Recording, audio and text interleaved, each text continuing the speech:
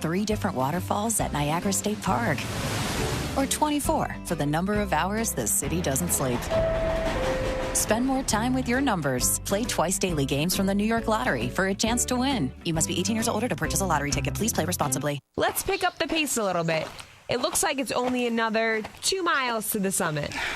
I don't know if I can make it. These boots are killing my feet. Well, you should have gone to Montano's. They always fit you in the perfect hiking boot. At Montano's Shoes and Saugerties, they don't ask your shoe size. They measure and fit your feet in the perfect boot. And Montano's has the largest selection of hiking boots, including leading brands from Keen, Morel, and Vask. I can hike all day and my feet feel great. Montano Shoes, Partition Street, Saugerties. MontanoShoeStore.com. Your health is a priority and medical appointments are necessary. Hi, this is Unity Joe at Unity Ambulette. Our non-emergency transportation service helps those who are at high risk or have limited mobility to get to their next medical appointment. Our trained staff is reliable and courteous. We take all the precautionary measures set forth by the CDC. To schedule a ride to your next doctor's appointment, medical testing, physical therapy, or dialysis appointment, see UnityAmbuletteCorp.com. And remember, our community makes us unity. I found hope in the midst of an overwhelming situation. I let go of trying to control things that I had no control over, and that helped me find peace of mind. Alcoholism is a disease that can affect any family. Everyone suffers, but there is help and hope at Al-Anon Family Groups. I was constantly stressed and worried. Now I approach each day with joy and gratitude. In Al-Anon, families and friends of alcoholics find new ways to heal from the effects of a loved one's drinking. Al-Anon gave me my life back. I'm a better father and husband. Are you in an overwhelming situation because of someone else's drinking? Al-Anon and Alateen can help. Local and virtual meetings are available. Maybe one could work for you.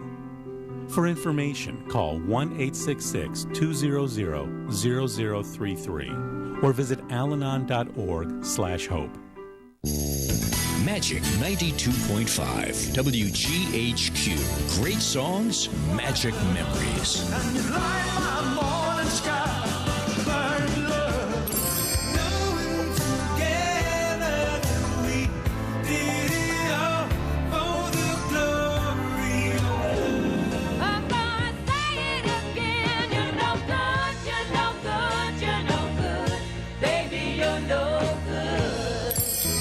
Everybody's talking at me. I don't hear words they're saying, only the echoes of my mind. A fresh new mix every hour from Magic 92.5 WGHQ.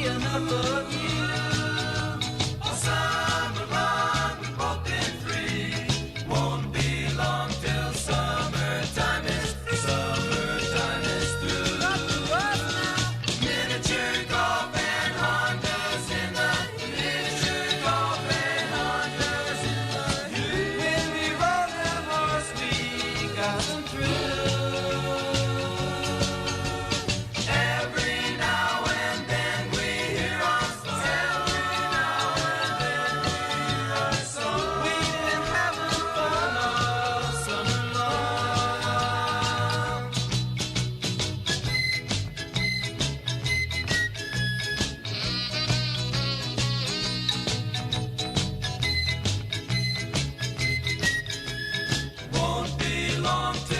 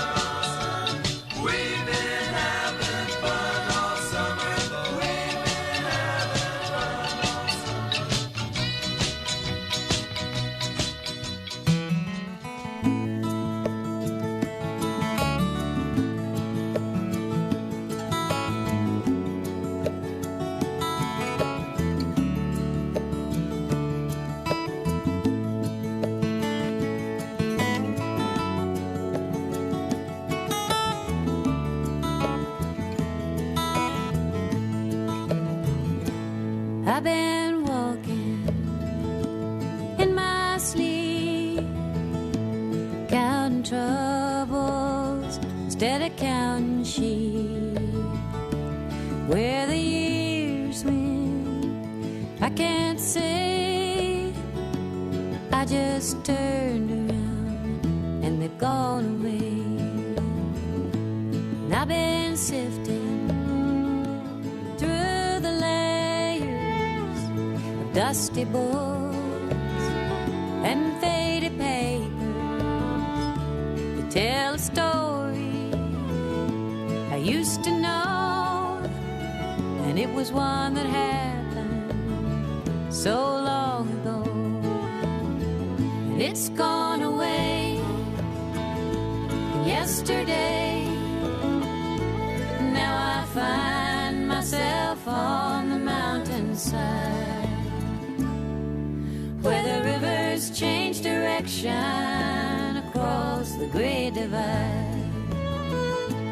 Now I heard the owl calling softly as the night was falling, with a question, and I replied, but he's gone across the borderline, and he's gone away. And yesterday, and now I find myself on the mountainside, where the rivers change direction across the great divide.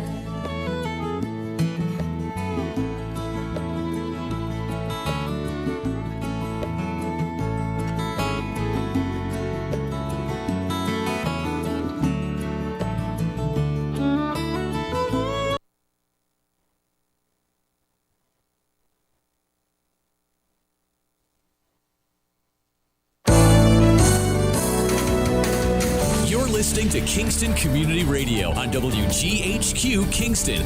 On your radio at 920 AM and 92.5 FM. And also online at mykcr.org. Hi, I'm Kelsey Grammer. Wounded Warrior Project supports injured veterans by connecting them with fellow warriors, by serving them through mental health and wellness programs, and by empowering them to live on their own terms. No one should face a battle alone. Join us at woundedwarriorproject.org. To battle is to fight, to struggle, to overcome, and ultimately for the Marine Corps, it means to win. There is no alternative. It's not just a statement of intent. It's a promise to our nation. A promise kept for more than 2 centuries. A promise of the Marines. Long ago, you wouldn't think of galloping on a horse while doing calligraphy, and you wouldn't have attempted to ride your bike while typing a letter. Yet you think you can safely operate a multi-ton vehicle while texting? Behind the wheel is no place to multitask. If you want to BRB, drive now and text later. Lives depend on it. Visit StopTextStopWrecks.org, a message brought to you by the National Highway Traffic Safety Administration, Project Yellow Light, Noise, and the Ad Council. Hi, this is Jared Mans from the Spring Lake Fire Department, and I support Kingston Community Radio, and so should you.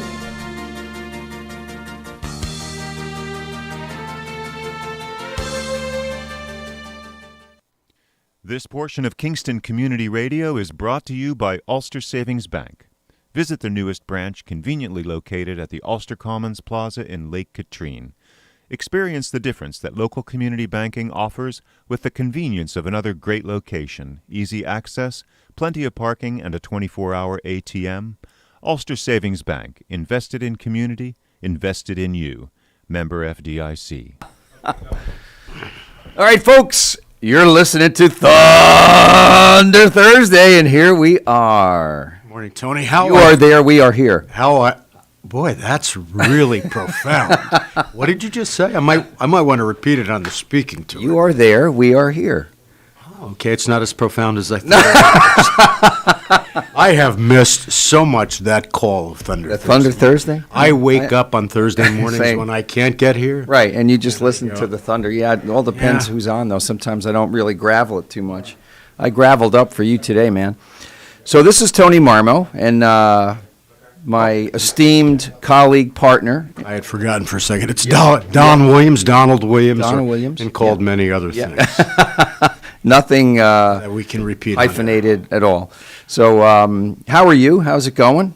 Well, the world is interesting. We all have challenges in our life, Tony, and we're battling some challenges, but life is still good. It's beautiful. What a beautiful time of the year. I think so, right? This is one of my favorites. September is could be my most favorite month of the year. You know something? It's funny you say that because I used to hate September. And that was because for 14 years as a young assistant DA, when we tried a lot of cases, I had to appear in front of Judge Vogt, who was a tremendous judge. But golf season was ending in September, and trial season was really starting, so he just cranked it up. He cranked it up, and as soon as it got to be the last 2 weeks of August, John Prizzi, myself, and the other assistants, you could see the stress level building. But now, in retirement, now it's when I can't figure out what in God's name to do with my life on a daily basis, September's great, except this morning. So what's happening this morning? Thank you for asking that. Yeah. What happened this morning? That was very because I haven't been getting up at 5:45 until today for this show, right, because I haven't been able to come to the show for a little bit, as you know. Right. But I woke up this morning at 5:45, and I said it's still dark in this room. Yeah. Well, and I began to take your name in vain. And it brought back fond memories. Right. First time I agreed to be on the show, and had to walk. You were schlunging through the snow, man. 7 miles through a blizzard. Right. Yeah. Right. Exactly. And I was duly impressed. This guy's got game. He's got game. No, I trudging in the snow. I think you said, I think the lobotomy kicked in. That's what you exactly said. But damn, it's good to be back. Yeah, it's good to have you here, man. It's good to have you here. We have a good show today, I think. Yeah, right? Some interesting stuff. Tony, go ahead. Yes, go ahead. You want to? No. Yeah. So, right. We have the veterans on, Kevin Keaveney, Jessica Bugby, talking about a program they're involved in. There are two folks involved in the Hudson Valley National Center for Veteran Reintegration. Kevin, boat builder.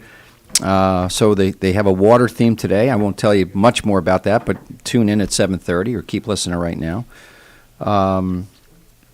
And our 8 o'clock guest is... He's looking at you like it's either in awe or Steve Kelly. I know. Oh, my man, Pots and Pans. Pots and Pans? I think he's our second guest. Yes. He is our second guest. Steve Kelly, CEO. He sent this wonderful thing to me. It said, Steve Kelly, CEO. And I'm going, CEO of what? and then immediately go, Steve Kelly from Ellenville. Ellenville Community Hospital will be calling in. Yeah. And then thirdly? We have our friends from Ulster Federal Credit Union coming in. Cast of characters that I can never pronounce Bill's last name. Yeah, but it's not going to be Bill. Lawrence was just good enough to pass the local newspaper today, the Daily Freeman. I can see it. It's quite voluminous. I think there are 3 pages in it. Yeah, the Shad Wrapper. Vince DeLuca used to call it. Vince DeLuca and Sean O'Brien. Yeah. Was a part of this show. Right. I think he was the one that coined Shad Wrapper. Shad Wrapper. I call it something else, but so let's do a little around the world, around the nation, around Ulster County, real quick. Oh gosh, yeah. What's our president? You want to start? Yeah, you want to start at the national level. President. Yeah, he's. I was struggling, and right? I know I can struggling for 40 years. I could never say anything about politics, my opinions, because of what I did, and now I can. This is a struggle, And I was no fan of Donald Trump. Right. Policies, good. Person, problematic. But this is embarrassing. He will not take any questions. Yeah. The President of the United States has somebody in his ear saying, "Yeah, shut down." It's sad. It's embarrassing. Forget Democrat, Republican, conservative, liberal, progressive. We got to do better with our leaders. I'm not sure. I'm sure it's a daunting process if somebody says, "Well, I want to be president of the United States." I mean, look, it's a whole different level that most of us have no concept about. But boy, we're just not doing well with our leadership. And the problem is it seems that both parties, Republican and Democrat, to a large extent, have been dominated by the fringe membership. Yeah. Either True. extremely conservative or extremely right. liberal or progressive. And so, in essence, the primary system is broken. Yeah. Because the individuals that are running on both sides have to cater to that fringe aggressive side. And in this particular case, it normally ends up that somebody closer to the middle is elected. And that's what I thought we would have with Biden, but my God. Yeah, it was a bait and switch, I think, right? He just I'm not sure what it's. Well, he has never had an original thought in his life, for God's sake. You have to remember, I mean, he was committing plagiarism when he was a student. Right. He honed his skills. He honed his skill, and you get him off the teleprompter, it's an embarrassment. Yeah. So, it's an embarrassment when he's on the teleprompter, but anyway. I think you said it. I think most people are center right, center left, one or two standard deviations, depending on what's going on in your life or how you grew up or what your philosophies are. But that group of people just doesn't seem to be as vocal, right, as the folks on the fringes. And that has always been true. It's just now the news media, either left or right, has become so intensely biased, and it's I used to watch CNN and Fox, and try to decide that the proof was somewhere in the middle. Yeah.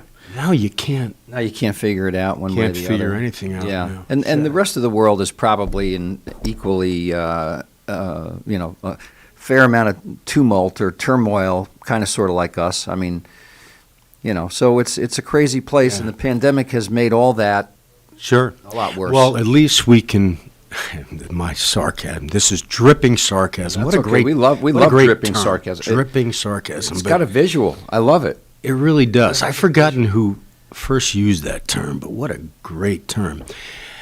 So, using dripping sarcasm, at least we can feel comfort. Yeah. Knowing that the president really doesn't run our government. It's the Joint Chiefs of Staff. Yeah. Have you followed these allegations about Milley? No, I haven't really. I'm sorry to say. Well, if this is true, indeed, because he was having a problem with President Trump at the time, Joint Chiefs of Staff basically runs. Well, he was having problems with Trump as it neared the end of the election. It seems he's a more politician than he is a military man. That's kind of weird. Well, not anymore in today's woke generation. Yeah. What about Dwight Eisenhower? Was he? I don't think he's around anymore. He's not. But no. But he was a great general that ended up. He was not a really great politician per se, was he? No, that's what people say about him. Yeah, but he was his personality just so loved because of of what happened in World War II. But now Milley, in essence, if this is true, has a good relationship with the head of the PLA, the Chinese military.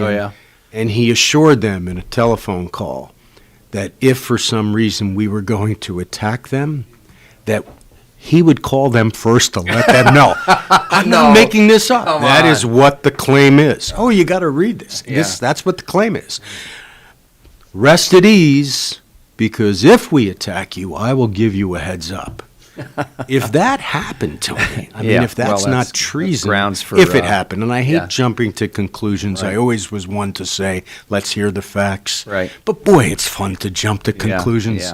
Yeah. Anyway, so it's Yeah, I don't know. been a tough period of time. Yeah, and I think we're slowly, I mean, the variant notwithstanding, coming out of I think it's moving forward. I understand our numbers have ticked up, but... What is Dr. Fauci saying this week? Yeah, I'm not quite sure. He's the original I think he's not. flip-flopper, right? Well, you know something, in his defense.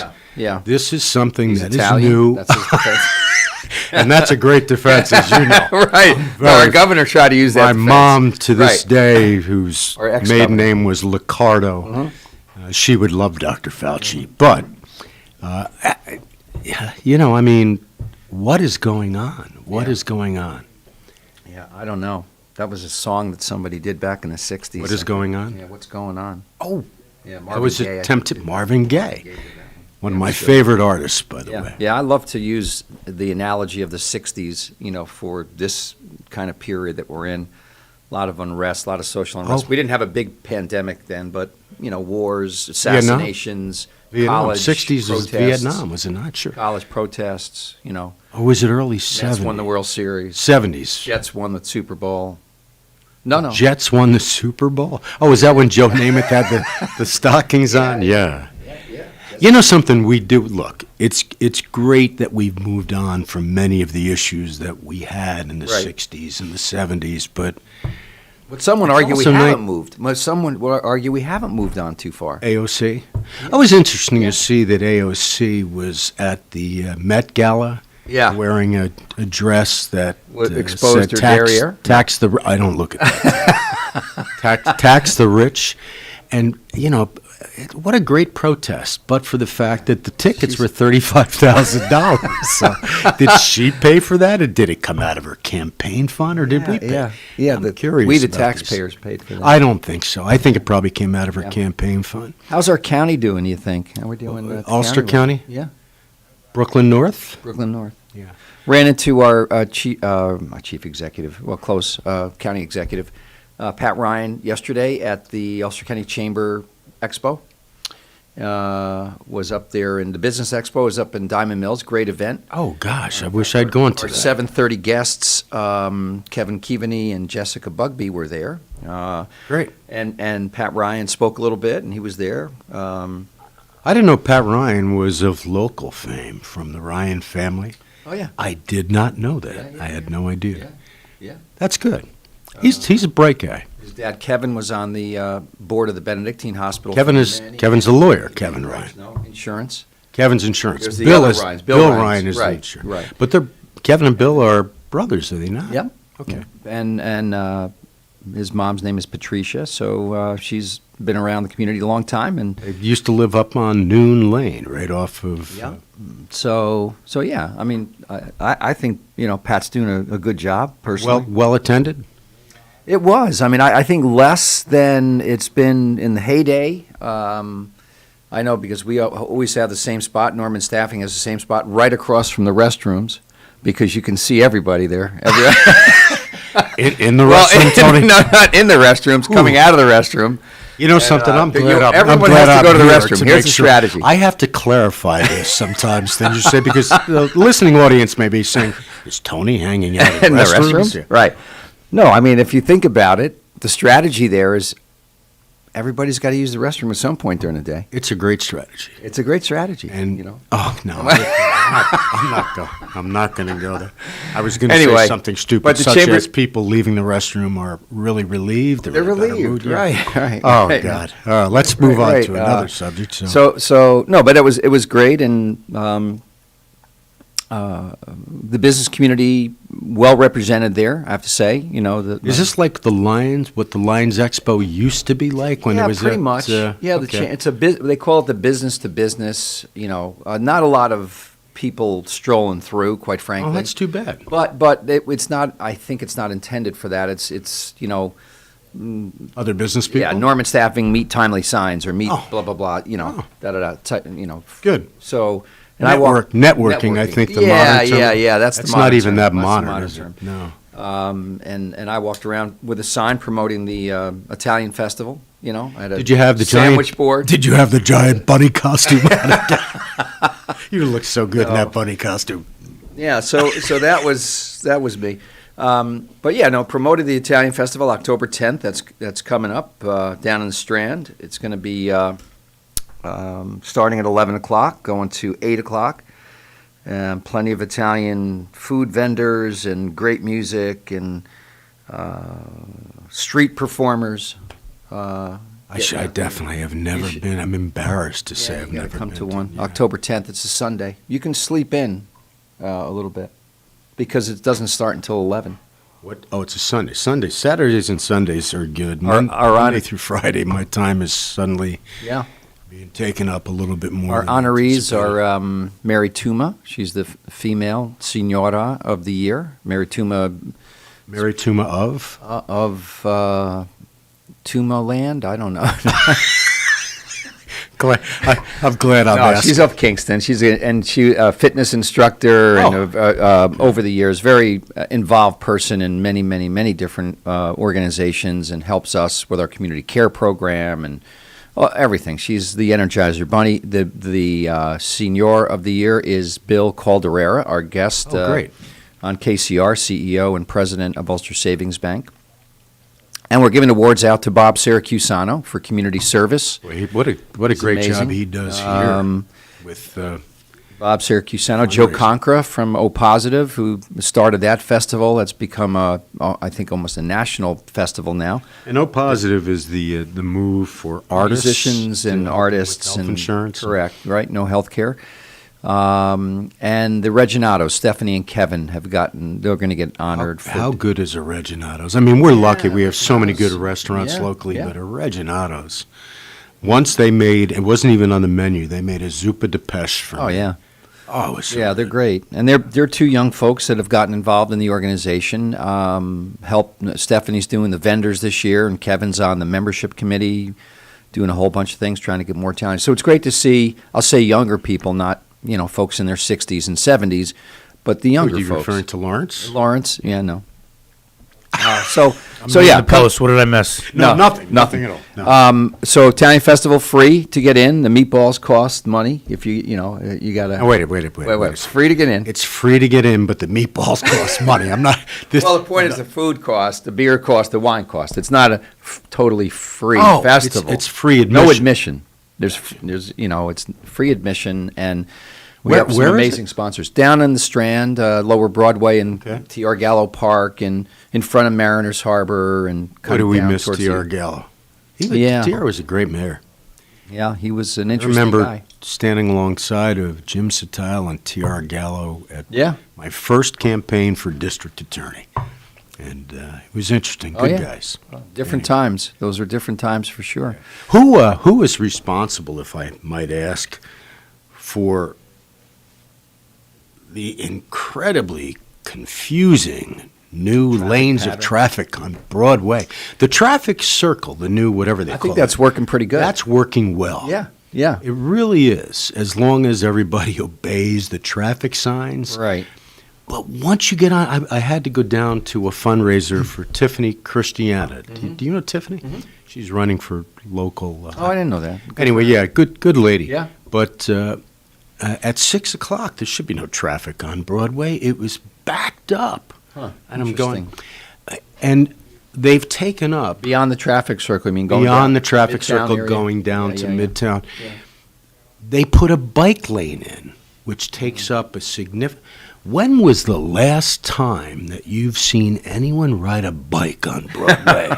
Number one. When was the last time you saw it? Number two, if anyone gets on a bicycle and rides on Broadway, they really have a bed for you at the Mid-Hudson Psychiatric Center. I mean, what a crazy spot to put a Greenkill bike. Avenue was the forerunner of this. I mean, we've seen that there, and I guess this was in the master plan. You know how many times going down to Twaffskill as I'm coming up, Washington Avenue and I take that left, you know how many times I've almost run into cars parked in front of me because it's the lane of traffic? Yeah, well, it's a couple things. One is it's a change in, we're creatures of habit, so this is a whole different system. Secondly, and I'm not a huge defender of it, I'm just saying, if you build it, they might come. Well, I'm all for the bike lanes. Yeah. I mean, we don't have that in Kingston, but don't put it on Broadway. Find some back streets where you can get on a bike. Why don't they, like West O'Reilly Street, put a shoulder there or something so people can drive down to the river, the creek? Yeah. So we'll see. I mean, it's going to be, look, here's the thing. We're going to try it, see what happens. It's paint, we can paint over it, pave over it. I don't know. I think I'm curious about what happens, obviously in the wintertime with the plows coming. All those cars parked? Are they going to park there or are they going to park in a bike lane? How are they going to plow that thing? Good point. Maybe smarter minds have figured that one out. You're going to have to put studs on your bike tires because they can't. I don't. Did anybody take a look at the bike traffic on Broadway? Yeah, do they really think people? You can't. If you obey the traffic signs, which bicyclists are supposed to. I cycle, not as often as I should, but you have to stop at every stop sign. Yeah, Who in God's name wants to go on a bike path that every block you're stopping? I don't know. I remember I don't think once upon a time in the late 2000s, I was in Stockholm and Oslo, and they have millions of people on bikes, as many cars as more bikes. It was a lot. So this is a whole transformation. So maybe we'll get used to it. We'll see. I don't know. We'll see. And then I guess my concern is always safety. It's getting on a bike. It's one of the reasons I don't cycle as much anymore. Getting on a bike, it only takes one person who's on their cell phone. Right, and that's exactly what happens. If these things are distractors, we know that. Even if you put it on in the car and you follow the law and you put it over the speakerphone, you're still distracted. Yeah, right. It's a distraction. But then again, women have put makeup on. Maybe guys have put makeup on in the car. The same guys that now are giving birth to. What is that about? No, I missed that. What was that one? See, I don't watch a whole lot of news these days. I haven't followed it that much, so I shouldn't comment. Yeah. But apparently, there is a push that. No pun intended. Yeah, I don't know enough about it. I won't even comment. But I don't know. I don't know what's happening. Yeah. But perhaps I'm sounding more and more like my father every day. This is what happens to us. Who was a great, brilliant man, but I know I've told you the story. I can't wait to speak to these folks about the veteran stuff. Yeah. Well, you're going to have him in a few minutes. He was Frogman, Underwater Demolition, World War II, which... Lawrence, I got to ask, is this a must game for the Giants tonight? That's what me and Don were talking about. Is this a must game for the Giants? I think it is. If they do lose everything, I don't know. I'm so upset with Gettleman and Daniel Jones and the way the direction of the management has steered this team. This never would have happened under Wellington. I know. As bad as Jerry Reese was as a general manager. Yeah. At least we won a Super Bowl in between. Right. This guy... I'm telling you. Gettleman is... That's what I'm all into reading the post about. Yeah. Besides other things like AOC's stupid dress she wore the other day. Yeah, we were just talking about that. It's really good. She makes like $200,000 a year, though, right? Yeah. Okay, it's really good to see that she had the courage to stand up to have that dress. However, the ticket cost $35,000. And that was donated to me. So you get a ticket donated to you, and then you go to this event. Donated by whom? And most of the people there are rich, right? Donated by whom? If she... Is that what you're saying? There must be some ethics. Even for people in Congress, there must be some ethics that say you're not supposed to be taking gifts. Right. From when I was DA, you could not accept. I couldn't even buy you a judge. You can't accept anything more than $100. Is $35,000 more than $100? I think it is. Last I knew, except if you're in Uganda. I've never been to Uganda, but I'll take your word for it. I can't imagine how much I've missed you guys. I really have. Listen, not to cut this segment short, but your buddies out there, your next guys, they want to set up with their little camera spiel and all that. Yeah, take a little early break. Go to break a little early. I'll add a few extra commercials on there. Great, and then, thank you. We could come back with your guests. Sounds good, thanks. You're listening to Kingston Community Radio on WGHQ Kingston. On your radio at 920 AM and 92.5 FM. And also online at mykcr.org. Have you ever experienced a wish come true? For a child battling a critical illness, a wish come true can be a turning point.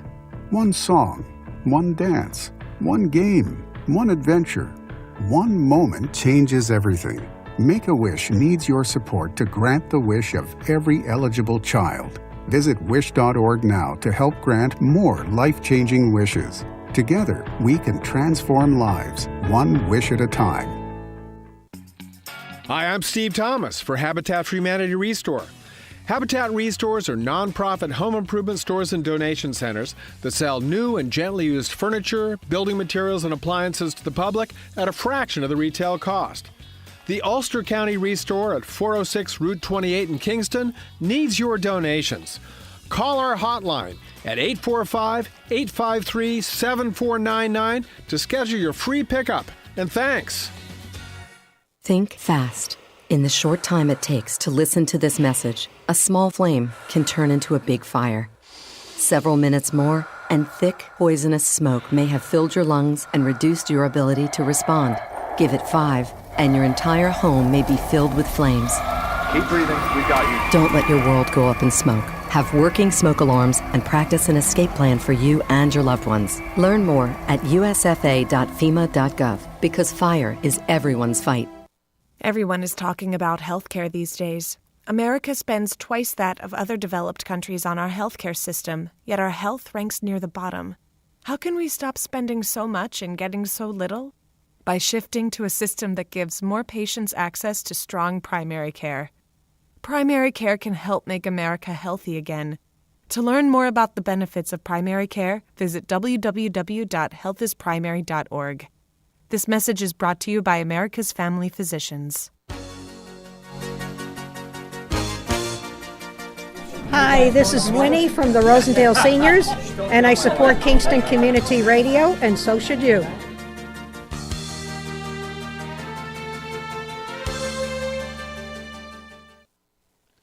This portion of Kingston Community Radio has been brought to you by the First Savings Bank in Ulster County that still remains local to this day. Ulster Savings Bank, a community bank that's invested in local business, invested in community, invested in you. Ulster Savings Bank, your one-stop resource for everything local. Locations throughout the Hudson Valley and online at ulstersavings.com. Member FDIC. Okay. Are you gonna All right, folks, we're on.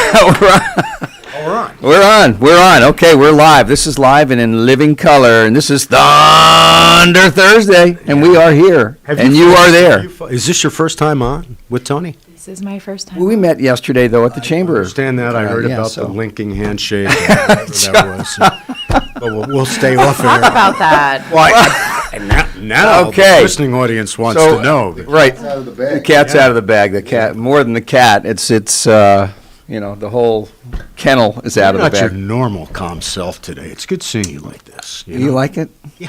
Okay. I'm a little But off the that hook Thunder today for some Thursday, I reason. was beginning to say, it takes a while to get used to that Thunder Thursday. And I still, even to this date, after how many months? I have no idea what that's supposed to mean. Yeah, I don't either. But it sounds good. It's a good introduction. It's thunder, Judge. It's thunder. I got that part. I did.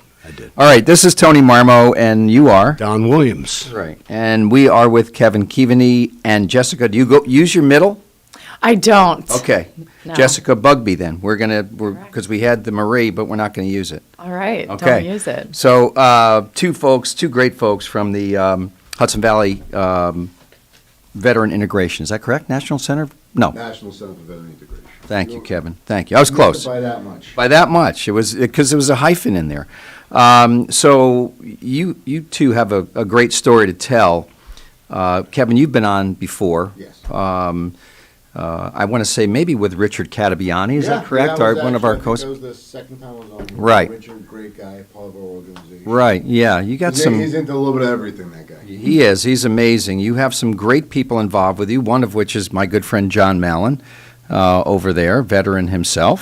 So he is a force of nature. He just keeps going. John, I apologize. I didn't recognize you with the mask. Yeah. I remember you well.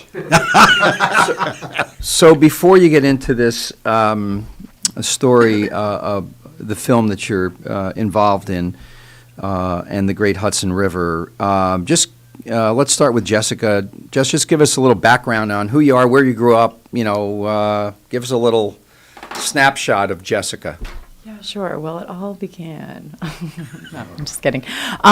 Sure. So I grew up in North Carolina, Charlotte, North Carolina, the Queen City, and I joined the Army in 2005. Okay. I didn't come from a military background. My grandfathers were in, served. Actually, my step-grandfather served in the Army Air Corps, so I think that's pretty cool. Yeah. He was commissioned as a pilot. I think that's, pretty neat. Yeah.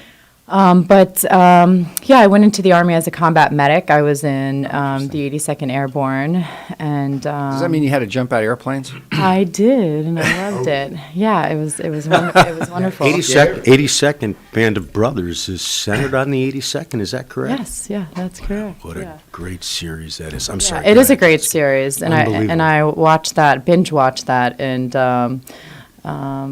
Iraq, people think that it's like, what do you do during your days? I actually wrote about that in Warrior Writers with Richard. Mm-hmm. Richard, he talks about Warrior Writers, right? So we had to write about on Tuesday our funniest or grossest experience, and I wrote about the space in between when we're at war and in the military. Like, what do you do during those mundane times? And right. I wrote about just the space in between. Anyways, cool.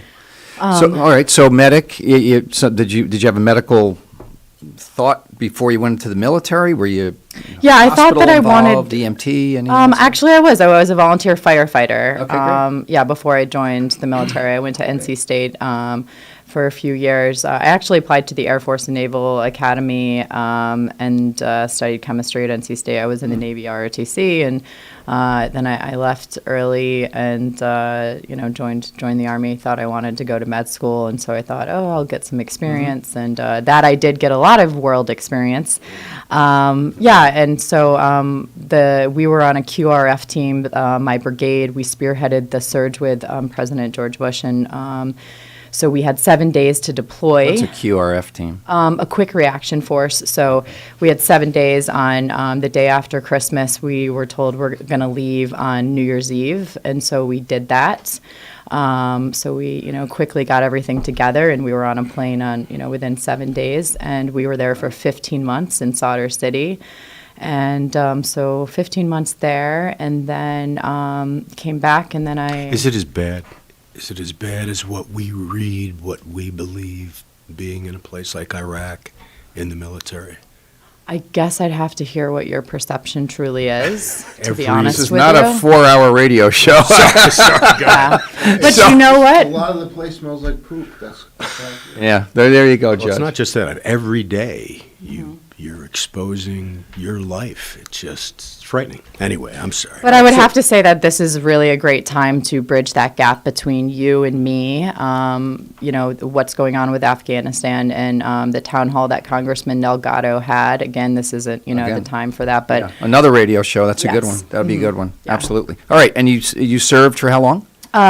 7 years active duty. I went to the 10th Mountain afterwards and spearheaded the surge with President Obama into Afghanistan. And there I was. You skied too? Yeah, I did. That was a beautiful country. And I had some really wonderful experiences. Great. Yep, I was. I ended my career as a staff sergeant, and I deployed basically with field artillery units both times. And very distinguished career. Yeah. And you're doing now? Now I'm working. Ulster County. It Corny. was easy for me to say, isn't it? Yeah. As corny judge. Some of the guys I hang out with are quite corny, so, you know. I mean. This is not my day, That Judge. handshake. This is not my day. Enjoying every second. I know. So doing now? So yeah, I'm working with the center, with the Vet to Vet program right now, and we're launching the wellness program that I'll head Talk up. about. Good. Yep. Super. Yeah, I do a couple different other things that I'm working with other nonprofits as well. But it's, I met Gavin and Kevin, and they just have this unstoppable charisma and passion for the mission of, really continuing to serve the community and to just the tools that they have acquired and, to just continue to, help Get it other military members. I drive from West Point, and so that should just show you like what they have is. I finally found my tribe. Good, great. Yeah. Let's talk to one of the other tribe members. Yeah, let's do it. Kevin. that was right. We could go down we that were in the path. Vietnam We era, will. so Yeah. we do the hippy dippy stuff. So, that's right. Kevin, your background. You grew up where? Staten Island. Oh yeah, right. We've had this. Right, we've had this discussion. Right. Forgotten borough, but the only good borough. Yeah, love that. I don't get an accent. Is that a Staten Island accent? It's in New York. All over the place. Now it's coming Yeah, out. let him No. talk a little bit. Yeah. Hey, go ahead, raise my hackles on that one. Yeah, That's right. Staten Island? Yeah, right. Yeah, no, so born and raised in Staten Island. I have lived all over. I started, was in the Guard. 9/11 happened, one of the first responders. How old were you then, Kevin? Well, you're putting him on a spot there. Younger than I was. Today, 9/11. He had hair 2001. then. He Judge had hair Williams, then. that was. I'd say roughly about 20 years So, younger. Yeah, about 20 years younger. Yeah.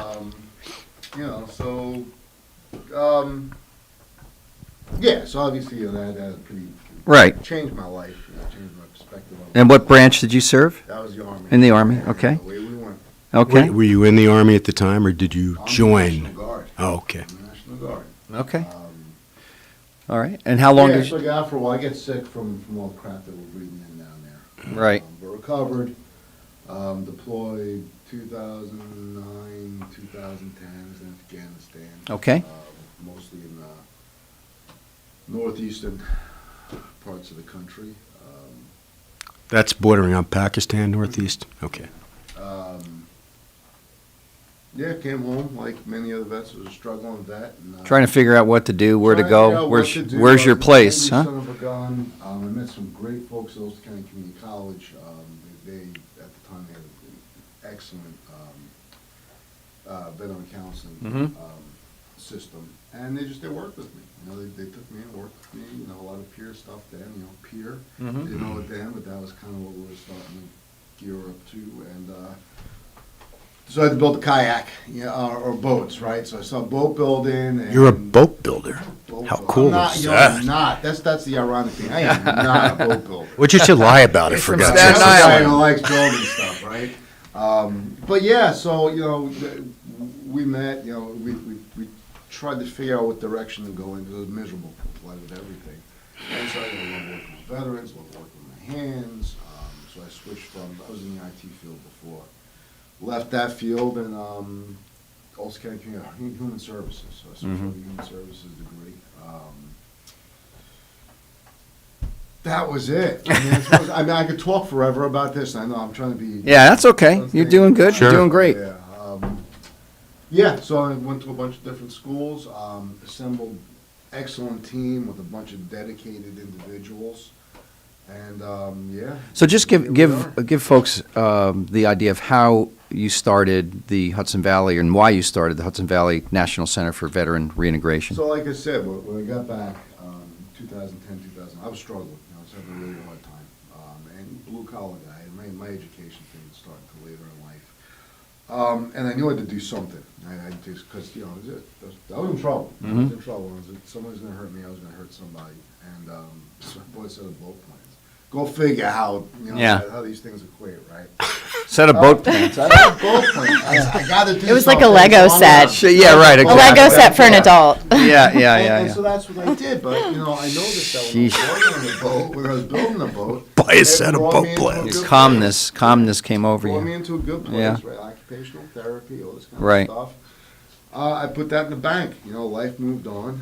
I tried going back to work. I probably had like 6, 7 different jobs from that time until I decided to start this. Started seeing, counseling, therapy, all the stuff that is critical to help a veteran community. So anyway, so from there, from building a boat in the backyard, we went to a great guy, Andrew Rothlein from the Wyandotte Yacht Basin. Okay. We approached him, hey, I think we've got a program that's going to work to help our veterans. Didn't even let me finish my sentence. He was like, come on, let's go bring it in. How great is that? That's where it started. Workshop Great. actually started in Andrew's Marine. That is great. And then it stuck, right? So, it's the thing, you throw something against the wall, Right. see if it sticks. If it sticks, keep going. Yeah. So that's what we did. It stuck, and we kept going. And the center evolved from there, because everybody wants to build a kayak, and everybody wants to Right. be a warrior rider, everyone wants to do yoga. Right. Come on. Stuff. So we took that. And, We may want to do yoga. Yeah. Our Yeah. body doesn't necessarily allow it. Because, if you support a program, I've got to do it. All right. You jumped in? I did chair yoga. Do you teach it or lead it? Yes, yes, I do. My God, Nice. it's so hard. Great. My late wife did it, tried to get me to do it. Right, you couldn't. Just not flexible enough, Judge? Not flexible enough, balance. It's much more difficult than it looks. Yeah. It's just. And I used to be an athlete some 90 years ago. You were yeah. quite the point guard back in the day. Yeah, but we didn't do yoga. Anyway, go ahead. So, So great team. I mean, just it grew. And, as we use the same, it's peer-based program. It's everything we do is based around folks who have been through some stuff, and that our veterans can associate themselves with. Okay. The people that give the counseling are the people that have had experience in Oh, that's horse. essential. That's what peer. I'm going to say I don't want somebody that hasn't gone through what I've Walk been in your through. moccasins, man. And that's what is proven that really truly works, I mean, It's great sense. yeah, exactly. Talk therapy and going into a psychologist is absolutely necessary at times, right? Like pharmaceutical drugs, are necessary at times, but what actually brings in that veteran that's sitting at home that's really struggling, it's going out and being with the person that's experienced what you have experienced and not necessarily getting into the weeds of what is ailing them in that moment, but just being with them, going for a walk, going out on the kayak or, building or, sitting there and, writing or, doing whatever it is. And that we I do. would imagine That's that. the amazing. Yeah, I would imagine that for soldiers who are tough or strong and have to be, you would be reluctant to go to a therapist, an analyst, a counselor. You'd be more likely to do it if that person has gone through that experience. I'm guessing that's the case. That's what Yeah. The essence Great. of it, yep. Right. So we're there, it's goofy, we use the positive aspects of the military. We've got that, sometimes they just want to start talking as soon as they're there, but they're not talking about the right things. They're just talking, Right. Fill the air. Right. Fill the air, right. We've got other vets where they just go right to a corner, whether it's building a boat or whatever, but they're there, they want to be there, then they'll let you know. There's structure to That's it. great. yeah. They want to be there. And that's where we pick up, because we've got little peers, all different backgrounds, lives, different lifestyles that. Just kind of come together, Yeah, right? we just kind of, we work very well with the vets. So we're here with Kevin Keaveney and Jessica Bugbee from the Hudson Valley National Center for Veteran Integration. Let's talk about Here is Better. Here is Better. What a movie. I finally got to see it last night. It is definitely something that would do a veteran. Explain, Lucy. Tell the listeners what Here is Better is all about. Well, we're gonna defer to our Okay. to our local resident hippie here. Okay. All right, great. With the cool earrings, no less. Yeah, thank you. These are from Bali. From Bali, anyway. Yes, from Oh, Indonesia. don't get started. Here's better. Here's better. Here's better. So, well, you know, the movie is about PTSD and how it directly affects military members, and not only military members, but their families, and secondary effects of PTSD. And I really appreciate that, and I guess I want to hone in on that for a moment, because military life is not just that service member. It is, you know, it's not a regular job, a 9-to-5 job. You know, you've heard those country songs. You can't just like call into work sick, right? It affects everyone involved. You know, so it's a lifestyle, and that's what we're about. You know, serving the entire family, the community. So. I liked that it approached the family. It spoke to the wife. It spoke about, you know, the children, and the resiliency center that, you know, it interviewed the VA system, the trauma resiliency center, and really went into the women and how it affects them, signs and symptoms, and you know, it's a lot. It shows you how in the day of just how debilitating it can be. And, you know, Kevin and I talked a little bit about our experiences, and even we watched it together. And to be quite honest with you, we didn't really want to watch it. It's understandable, sure. So, and that's the tough thing with PTSD. That's the tough thing with seeing it. It brings you back to places that you don't necessarily Want to be there. Right. Yeah, right. But with what we do with this, with the center, and with September, what is so important about this month? Right. Suicide Oh, the, awareness, right? Right. So this is key timing for a movie like this. Like I said, we watched it. It was powerful. This is something we don't normally do. But who made the movie? Who made the movie? So it was coming through the Woodstock Film Festival. Right. And Right. we're working with them to bring veterans to see it. Particularly, I mean, the movie's fantastic, but for us, it's that discussion after the movie. So, and the caliber of folks that it's Bill. Wait, I'm just bear with me. Bill Fraley? No, Bill somebody. I think it is Bill Fraley. Is the no? Okay. So the film is. So it's going to be shown. They're doing a special viewing for veterans on the 3rd of October. At 11 a.m. 11 a.m. There's also At the Orpheum Theater in Saugerties. Saugerties. That's just for vets and their families, correct? Veterans and their families. But How can the public get to see this? The general public? Well, this is actually the world premiere, so that's Right. what's so cool. Understood. About this with us, Okay. and that's, so So the world premiere, though, is the day before. is the day before. Right. Let's get It's back to it. Saturday, October 2nd at Bearsfield Theater. And it just shows, so it's testament, and again, it's one of the reasons why we're so interested in working with these folks on it, is so, on that day, on that Saturday, they're providing, I believe it's 50 tickets to bring veterans in to actually watch the movie, and then to have a discussion about the movie afterwards. Okay. They're gonna have, some of the folks are actually in the movie, in the documentary. Oh, great. There. So, I mean, this is a great opportunity for our local veterans to participate, watch, and if they like, share their experiences. How do people get tickets? How do the veterans get So tickets what they if do they're is interested?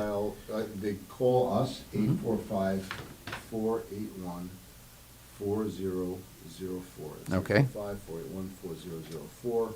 And Website? we will get those tickets for them. How about It's website? hvcvr.org. HVC?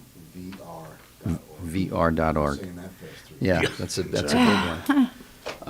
All right, so that's a big deal in terms of getting this film off the ground and getting, I think, Jessica, right, the discussion that comes subsequent, right?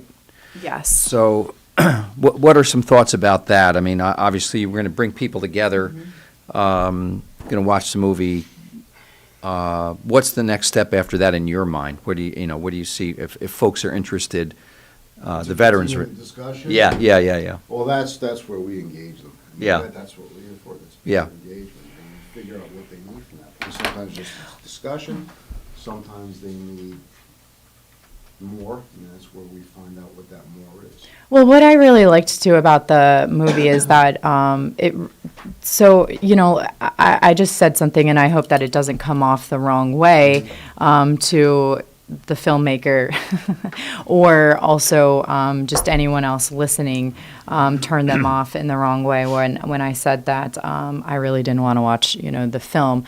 I believe that anyone, military related or suffering from PTSD, which could be anybody. Right. Right. Yeah, So that's completely and understandable. This is someone that has, I'm just now breaking through, talking about Afghanistan because I'm in a leadership position and Right. we're, taking a stance on, trying to bridge that gap and whatnot.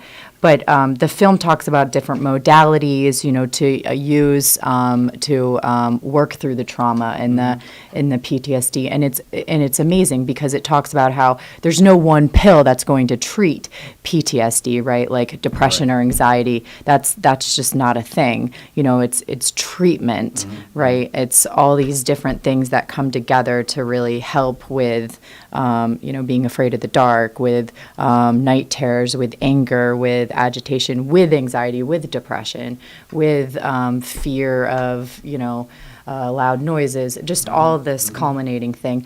There was a point where Captain Jason, I forgot his last name, but anyhow, he talked about being afraid to go to sleep, and I told Kevin I was so afraid to go to sleep when I was at Afghanistan. I was just having so much, and that's where I actually realized, that's where I started, like, with my own breath work. I didn't realize what I was doing, that's yoga. Breathing is important. Yes, it's very important. Proper breathing is important. Yes. Didn't you told me that earlier. One thing I could do with So you know what you do yoga. breathing. Exactly. Come on down to our center. There you go. I would lay there in my little cot in my tent, and I would just hold myself. And I was afraid to go to sleep. I didn't know if I would wake up, and so I resonated with that. And so that's where we ought to be. That's what we need to continue to do, is talk about this so that we recognize that we're not alone, because that's what we're not doing. We're not talking about these things, and so we feel alone. We isolate. And then that's what happens. We isolate. It's worse from there. Then the suicide ends up happening, right? Because we're not Can't come relating to any people. good spot, right? Right. So it's worth the watch. How long is the movie? An hour and 30 minutes. Wow. Yeah. That's a full-length feature movie. I mean, that's... It actually ran pretty smooth. I mean, it was smooth. Yeah. When will it be available to the public? I think it's so important. The public, I know the world premiere for us is Right. October Second, third. Second and third. Second, right. Is the, It's the 30th, the 2nd, and the 3rd. Oh, okay. Yeah, there's 3 days. I really think, first of all, what can we do? What can you do? What can we do to get more vets to go? Because that has to be probably one of the most difficult things, is taking that first step. Oh, absolutely. Exactly that. Veterans are, and not all veterans, Sure. just certain veterans don't want to talk, don't want to share, don't want to get involved with something like this because they know it's going to Right. Resurrect bring up issues. some Right. tough Right. stuff. But the biggest thing today that we should share with the vets is, show up, because there's going to be a bunch of us there, and it's okay to have those feelings. We're here for you.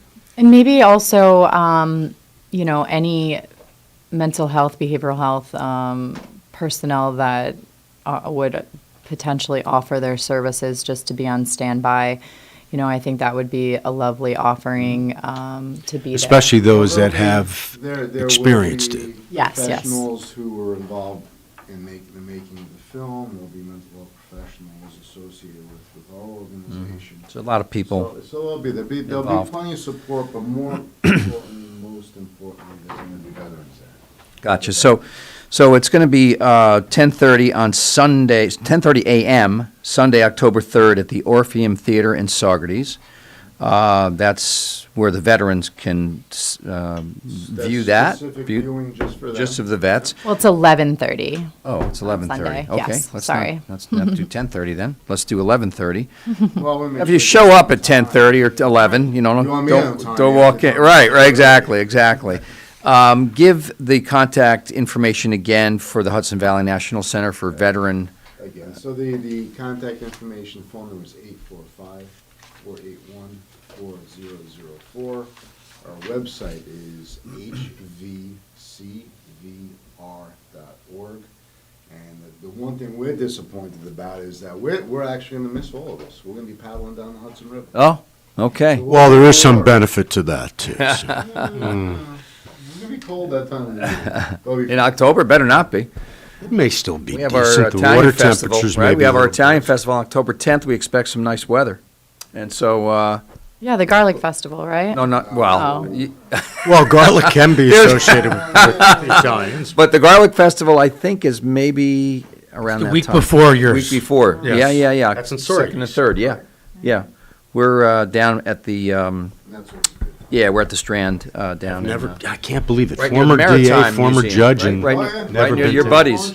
Yeah, right. And I've been to that festival. Yeah, it's a good festival. It's a good. We had a good time. Some good music. So, final words, Kevin Keaveney and Jessica Bugby. Any thoughts for folks out there? It's A couple really- minutes. It's the Hudson Valley is experiencing tragic losses over the last few months in the veteran community. Testament to the quality of leadership that we do have in the county. Our elected officials. Yeah. Have really Pat Ryan. gone full out to support us. Right. The county executive Pat Ryan, Yep. Congressman Delgado, they just lit it all out. Congressman Delgado. Is he former that's- military, Delgado? No, he's not. No. Okay. Okay. So, We know. yeah, We know. it's County strong. executive is. He is, it's Suicide Prevention Month. Yeah. Strong team here, the Veteran Service Agency across the center. Yeah. Reach out. Okay. Yep. Reach out. Absolutely. We've experienced enough loss. Yep. Reach out to us, please. Jess, any final thoughts from you? Well, the film, just again, watch this film come out, it really tells the story of, these men and women overcoming PTSD, and, the filmmakers did a great job, and we're just happy to be a part of the Woodstock Film Festival and these producers. Great. So, yeah, thank you Thank for you having for us so coming in much. today. Thanks Good for luck. having us. Good luck with the organization. I know we'll see you again down the road somewhere, whether it's Richard Catabiani, John Mallon, Ann Marat. You got a cast of characters that are in I your can't believe that. in You your look corner. at this guy, and I see the quality of folks. That are Right, here. some mook from Staten Island. Some mook from Staten Island. Come on, you kidding me? Very fortunate. Very fortunate. Thank you so much for the work you're doing. You're blessed, and you're trying to help others, and that's what we need to do in life. We need to help each other get through it, whatever that it is for folks. Right. All right. God bless you both. Thank you for Take care. what Lawrence, you've take it away. done. You're listening to Kingston Community Radio on WGHQ Kingston. On your radio at 920 AM and 92.5 FM, and also online at mykcr.org. There was this one time I went snorkeling in the Caribbean when I was a kid. It really just blew my mind. We saw the most beautiful corals. I remember thinking they were waving at us as they moved with the ocean. And then there were all these amazing fish. I'll never forget it. It completely changed the way I look at the ocean. Most of us have a memory of being in nature we'll never forget. Let's protect the world's natural places so more memories can be made for generations to come. Visit worldwildlife.org. We are Lions. We bring hope where it's needed. We are a global force for good. Support causes that matter. Change lives. change communities, change the world. We can do more together than we can alone. Join in. Experience the joy of serving. Be part of the movement. Give back. Let's unite the world for good. We are Lions. You can be too. Visit weserve.org. Have you ever experienced a wish come true? For a child battling a critical illness, a wish come true can be a turning point. One song, one dance, one game, one adventure, one moment changes everything. Make-A-Wish needs your support to grant the wish of every eligible child. Visit wish.org now to help grant more life-changing wishes. Together, we can transform lives, one wish at a time. This is the story of Daniel, who was born 2 months early. His lungs weren't ready. His heart wasn't ready. His parents could only hope that one day he would leave the hospital healthy, and they would all live happily ever after. Daniel's is just one of the more than 500,000 stories of babies born prematurely last year. You can help the March of Dimes stop premature birth and bring more babies home healthy. Learn how at marchofdimes.com. Working together for stronger, healthier babies.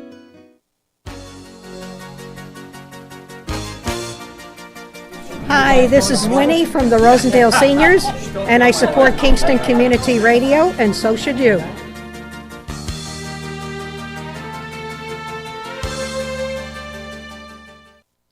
This portion of Kingston Community Radio is brought to you by Ulster Savings Bank. Visit their newest branch, conveniently located at the Ulster Commons Plaza in Lake Katrine. Experience the difference that local community banking offers with the convenience of another great location, easy access, plenty of parking, and a 24-hour ATM. Ulster Savings Bank, invested in community, invested in you. Member FDIC. All right, folks, we're back on. This is Thunder Thursday, and Judge Williams is out there somewhere, kibitzing. So hopefully we can get him back in here. Your guest is on the line, but we should just do birthdays real quick. Do we have a couple in there? Or? We do have a couple of birthdays. Please wish Amanda Sager the happiest of birthdays on Thursday, September 16th. Happy birthday, Jeff Spurl from Family and Friends. And the winner of the delicious cow pie from Boyce Dairy Milk House at 62 on Hill Street is, that would be Jeff Spurl.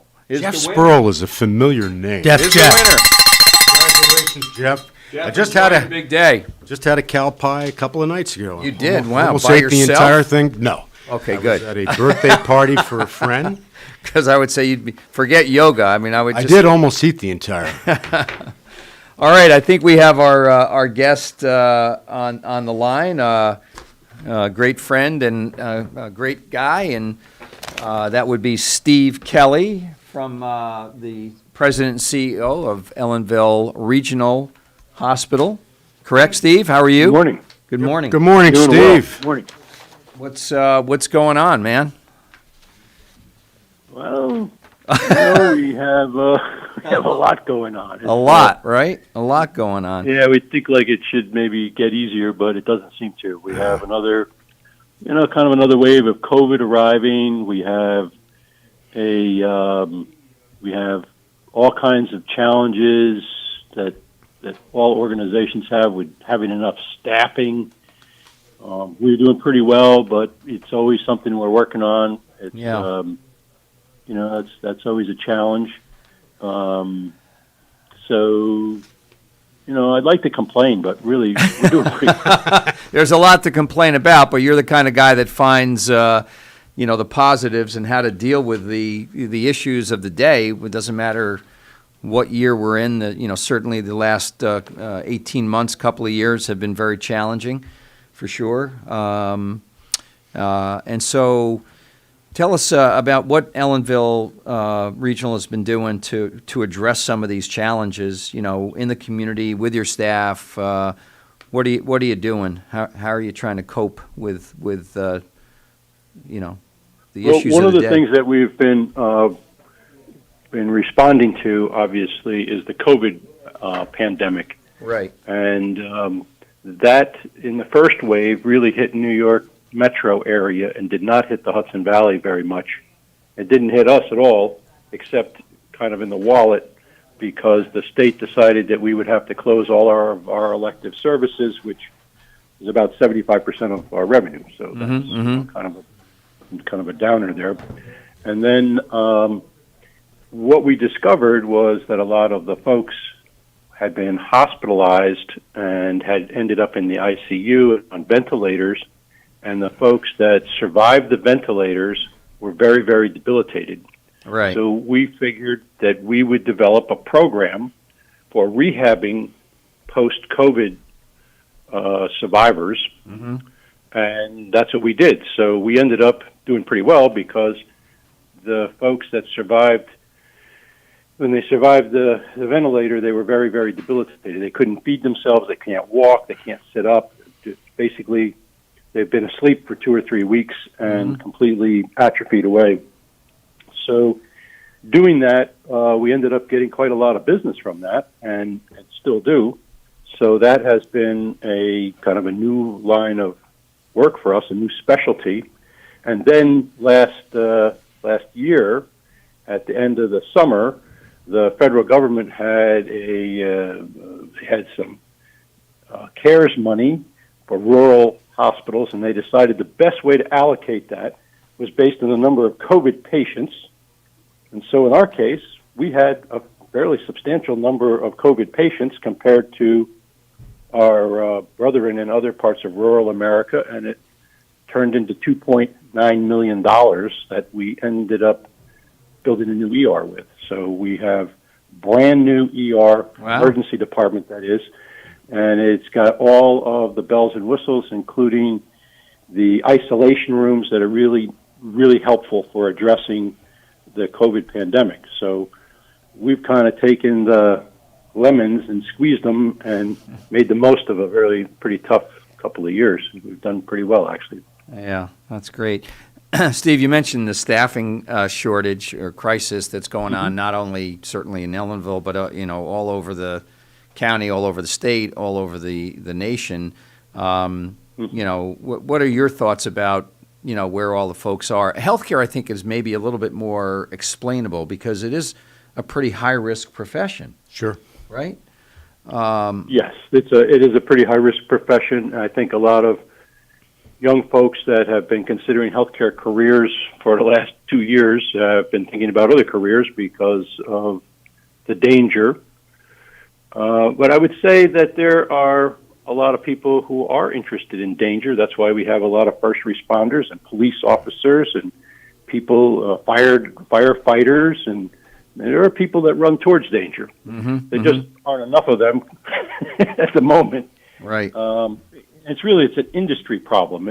We're actually much better off, I think, than most of our counterparts in the Hudson Valley because we're at a fairly small venue and we have low turnover. But there's been a lot of turnover. A lot of people have left healthcare, and so we're at a point where there's just not enough healthcare workers of every type. Everything from doctors and nurses and radiology techs and pharmacists. I mean, every discipline is struggling. So, I don't really want to complain. It's more talking about it on a generalized level because we've actually done pretty well and are continuing to do well with staffing. It's a constant challenge. You think you're ahead and then something happens and then we have to find somebody new, and I believe in stability, so we really try hard not to have a lot of turnover. I think it's very expensive and disruptive. And I take it, Steve, also that people. It's an additional burden on the staff you have there because someone has to do the job, and I take it they're picking up extra hours to cover for the vacancies. Yes. Yep. Which will create more turnover. It's sad. It's a cycle. Well, that is true. In the current environment, there's no place that you can go where it will be better, though. That's the reality of it. Yeah, we're fortunate not to have a lot of turnover, but when we do have it, it is very difficult to fill positions. Do you think it's any different than what what is out in other occupations? Is it more condensed, more aggravated in healthcare? Well, I think that we've seen it across. I mean, everyone that I talk to in every industry and line of business, the one common theme that everybody is concerned about is the inability to get quality staff and to retain them. The really good ones are pretty mobile right now. They can go wherever they want, and there's a lot of competition for that staff from people working in restaurants. Really, in every industry, it is just an unusual situation. We hear about how bad it is out there for people, but I find it hard to believe that anyone who wants to work isn't able to find work now, because there's just industry seems with the unemployment checks, every industry screaming for help. With unemployment running out now, you would think that there'd be a greater motivation for people to seek employment, but apparently it's not happening like we all anticipated it would happen. And it's tough. It's difficult when you have been sleeping in and not doing the grind of 9 to 5 days a week, suddenly to go back. That's got to be a hard bridge to cross. But well, I think people are starting to cross. We're noticing an uptick in applications from folks that apparently have been out of work for some time. So I do think that people are entering the workforce. It's just we've been starved for quite a while, right. and so it's that's a challenge. It'll take time to catch back up, but yes, at least you're turning the corner. Steve, what are you hearing on the national scene, if anything, about the smaller hospitals and how they're being looked at, dealt with? Critical access hospitals, I think, is the term, correct? Yes. Which Ellenville is one of those. What exactly does it for people that are out of the industry? Steve, what is a critical access hospital? All right, so Critical Access Hospital is a federal program that was designed to help rural hospitals maintain access to health care for their communities, which means stay in business, basically.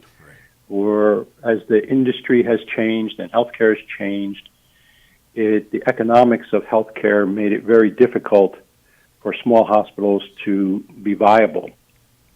And, I remember when I worked at Kingston Hospital with Tony, we took over a hospital that was exactly like that out in Delaware County. Yes, I recall. And that was a struggle for us to turn that around, even with, I think, more expertise and resources. It still was a struggle to find a way.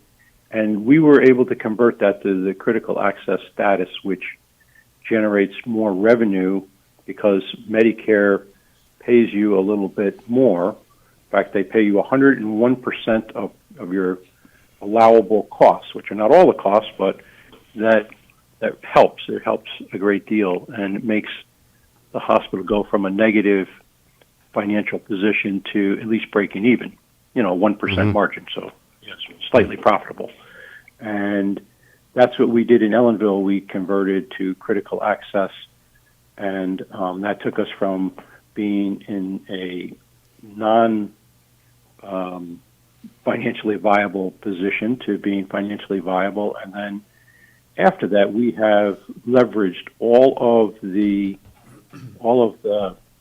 benefits that program has, and have been able to be pretty successful in rebuilding the hospital and regaining the confidence of our community, and really having national level quality and really great outcomes, and being able to do a lot of things that a lot of larger hospitals struggle with, because we're able to move quickly and figure out what works and stop doing things that don't work. Sort of like the story I told about converting to a new market to be able to deal with people who are COVID survivors, and now even on an outpatient basis, quite a bit long haulers. Those are folks that have had COVID and just can't seem to recover.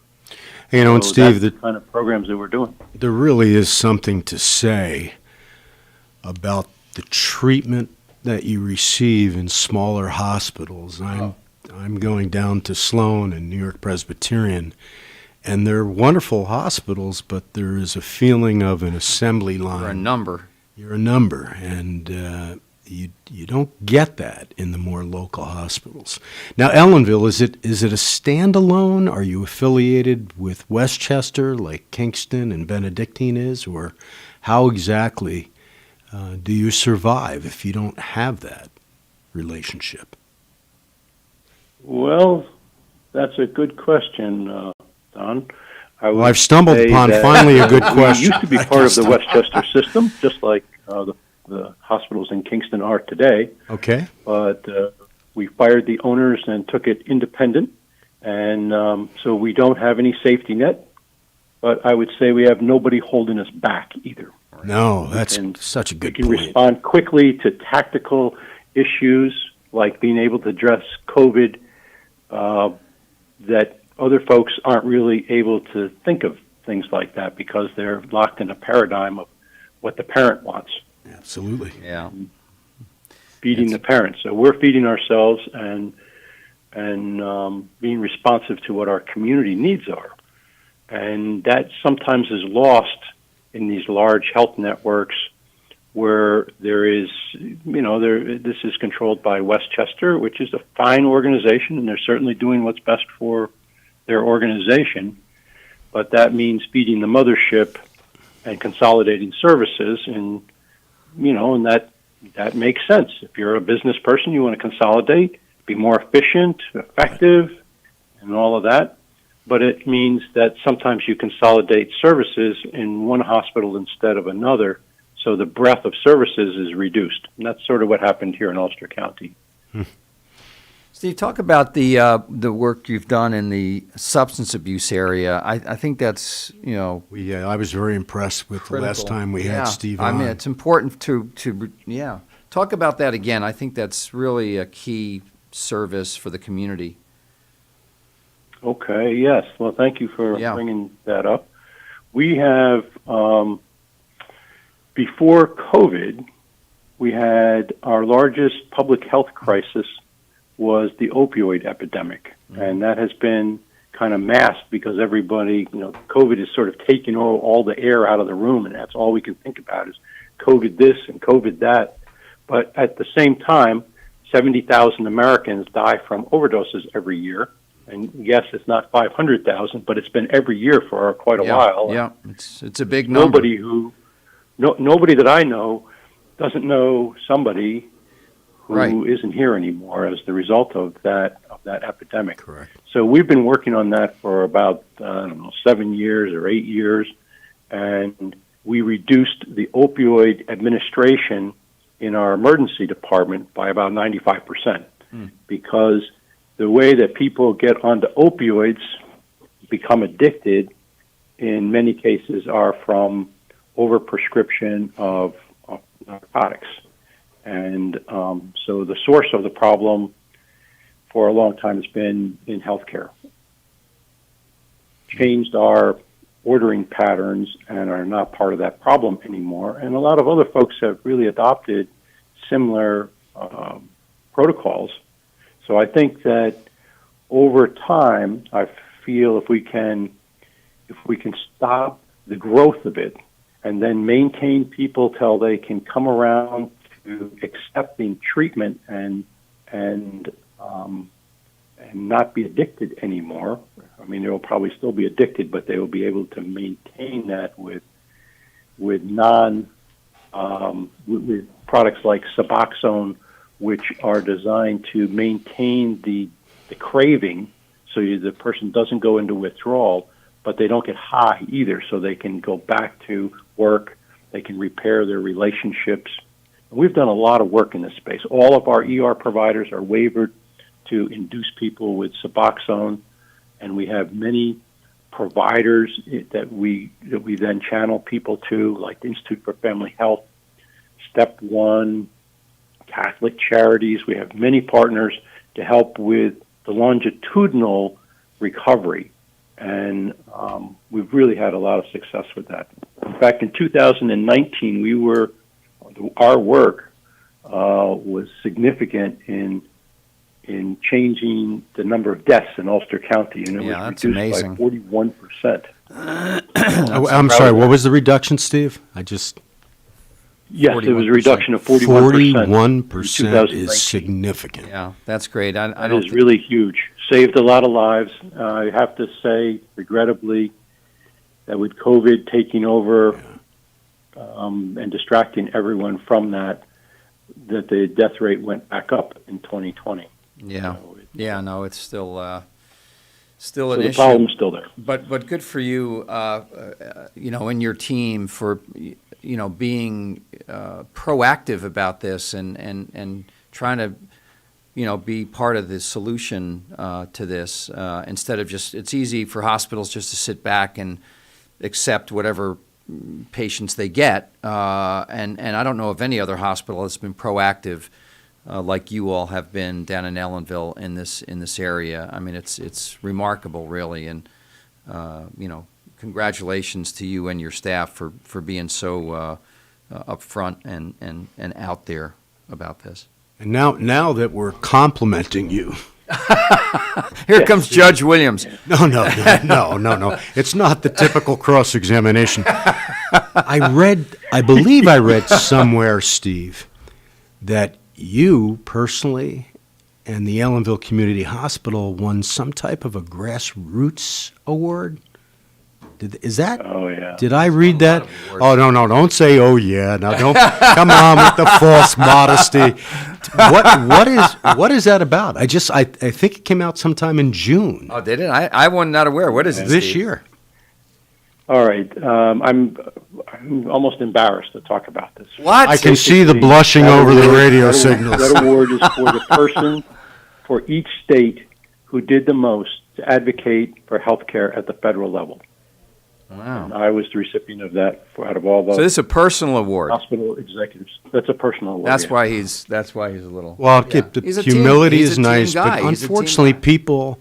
people just do not know Yeah. that these things occur. Here we have Yeah. a person here in Ulster County at Ellenville that received this reward. national award. And what exactly is what does it mean, grassroots? Is it the smaller hospitals? Is it what exactly? No, it's all hospitals. It's out of all the hospitals in New York and all the people that work in them, who was the single person that was felt to have contributed the most at the national level for changing healthcare. See that? And That so is so this year I'm that person for New York. That And is so each state gets to have one. That is absolutely stunning. amazing. It is. And I'm Steve. Where did you see it? Don? Tony Marmo is a dear friend, very bright, as you know. I'm embarrassed for Tony that this former murder presiding judge knew about your grassroots award. didn't. Yeah. And an individual that is well versed in But you're hospitals. much and- more in tune and well read than I am. I get my news, I don't know, from Lawrence. I don't want to miss Steve. You don't want your news from me. Okay. I love I'm a little love one-sided misleading when it comes to Tony. that. I don't want to mislead you. At about 5:30 this morning, I got up and I remember I was really impressed the last time we had you on because you talked about opioids, you talked about Suboxone, and I was not a fan of Suboxone. Not that I take it, but on the bench as a I had remedy. issues with it, and you definitely convinced me. So this morning at 5:30, I said something recent has had to occur. So I used that new verb in our vocabulary. Googled. I Googled it. Yeah. And this came out, and I said, whoa, that is very impressive. So congratulations, and obviously richly deserved. You not only... That's not one of those things that you go out and try to achieve. It's Seek. something that Exactly. was very generously bestowed on me that I think there's must be a lot of people who did a lot more. But I'm grateful that they chose to recognize me and for the work I've done really on the behest of hospitals and healthcare at the national level. I've lobbied. I've talked to our elected officials. I've advocated, and we've been able to have some things happen that were quite significant regarding rural hospitals across the country. That's so great. I think, well, Steve, the thing that congratulations. Congratulations. And what's Absolutely. so impressive about it is selfless people. This is not something he applied for. This is something he was recognized for. And selfless people, everyone thinks that if you're selfless, you work hard and you give up, that you don't need the occasional pat on the back. No, that's needed. And I'm really happy for you and proud that you're a member of this community, that you got this award. It's special. This is my partner, Don Williams, who does, this is in his blood. He does research, he does background, he comes prepared to the radio show, and thank you. That's and I've known Tony. Steve for a long time, and I'm embarrassed now that I didn't know that this happened, Steve. So, congratulations, and thanks to my partner here, Don, for pointing that out. I'm so glad I never was in front of Judge Williams. I have that kind of research would be very painful, I'm sure.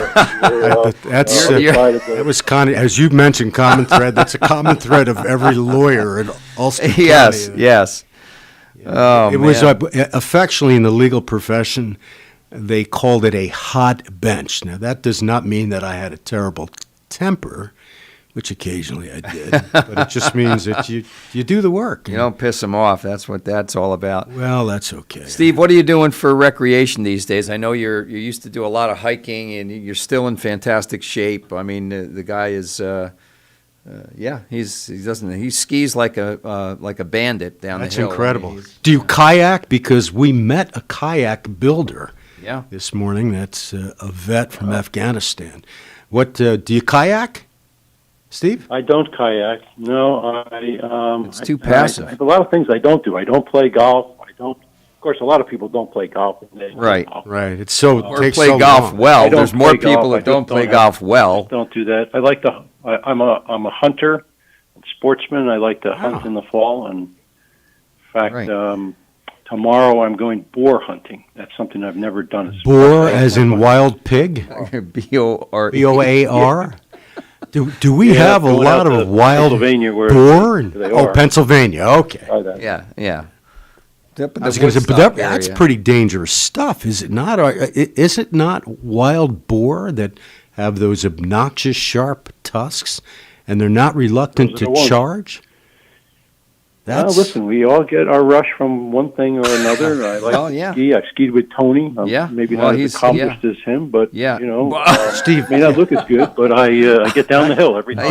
Back on the boar point for a second, Steve, you are aware of the fact that Cespedes, the individual that signed a $25 million contract for the Mets, ended up losing the contract and losing his career in trying to get a wild boar out of a trap that he caught down in Florida. So please be careful.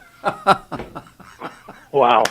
That's true. Well, you talk about the vast resource of useless information. What part of Florida was that in? Because she had a lot of doubts about me doing this, but it's one of the things I've wanted to do for a long time.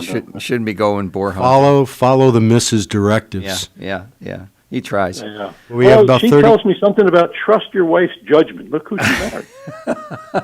You know something, and I did that until tragically my wife passed back in 2016 from leukemia, and I trusted her judgment. It did me well. Since 2016, I'm on a downward spiral, Steve. So trust her. Slippery slope. All right, Steve Kelly, CEO Ellenville Hospital, thank you so much for being on. We'll see you next month. I think we have you on the schedule now, and now I know I'll be doing some research in advance of your next appearance, but or at least calling you.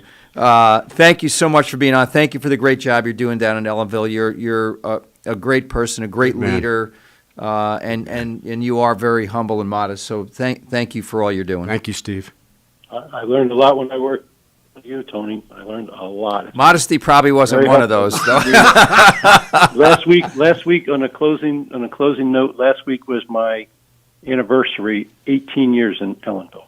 Wow, I can't believe it. Congratulations. And I can Great. remember when it started. Absolutely remember. Great.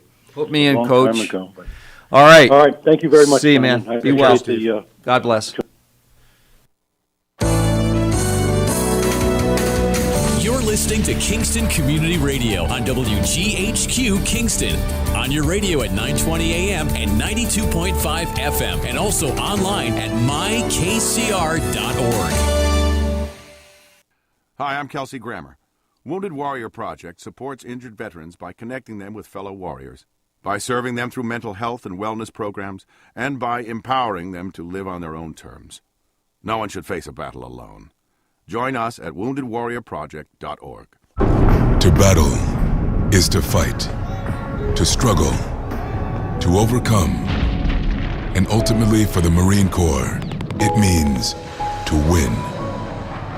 There is no alternative. It's not just a statement of intent. It's a promise to our nation.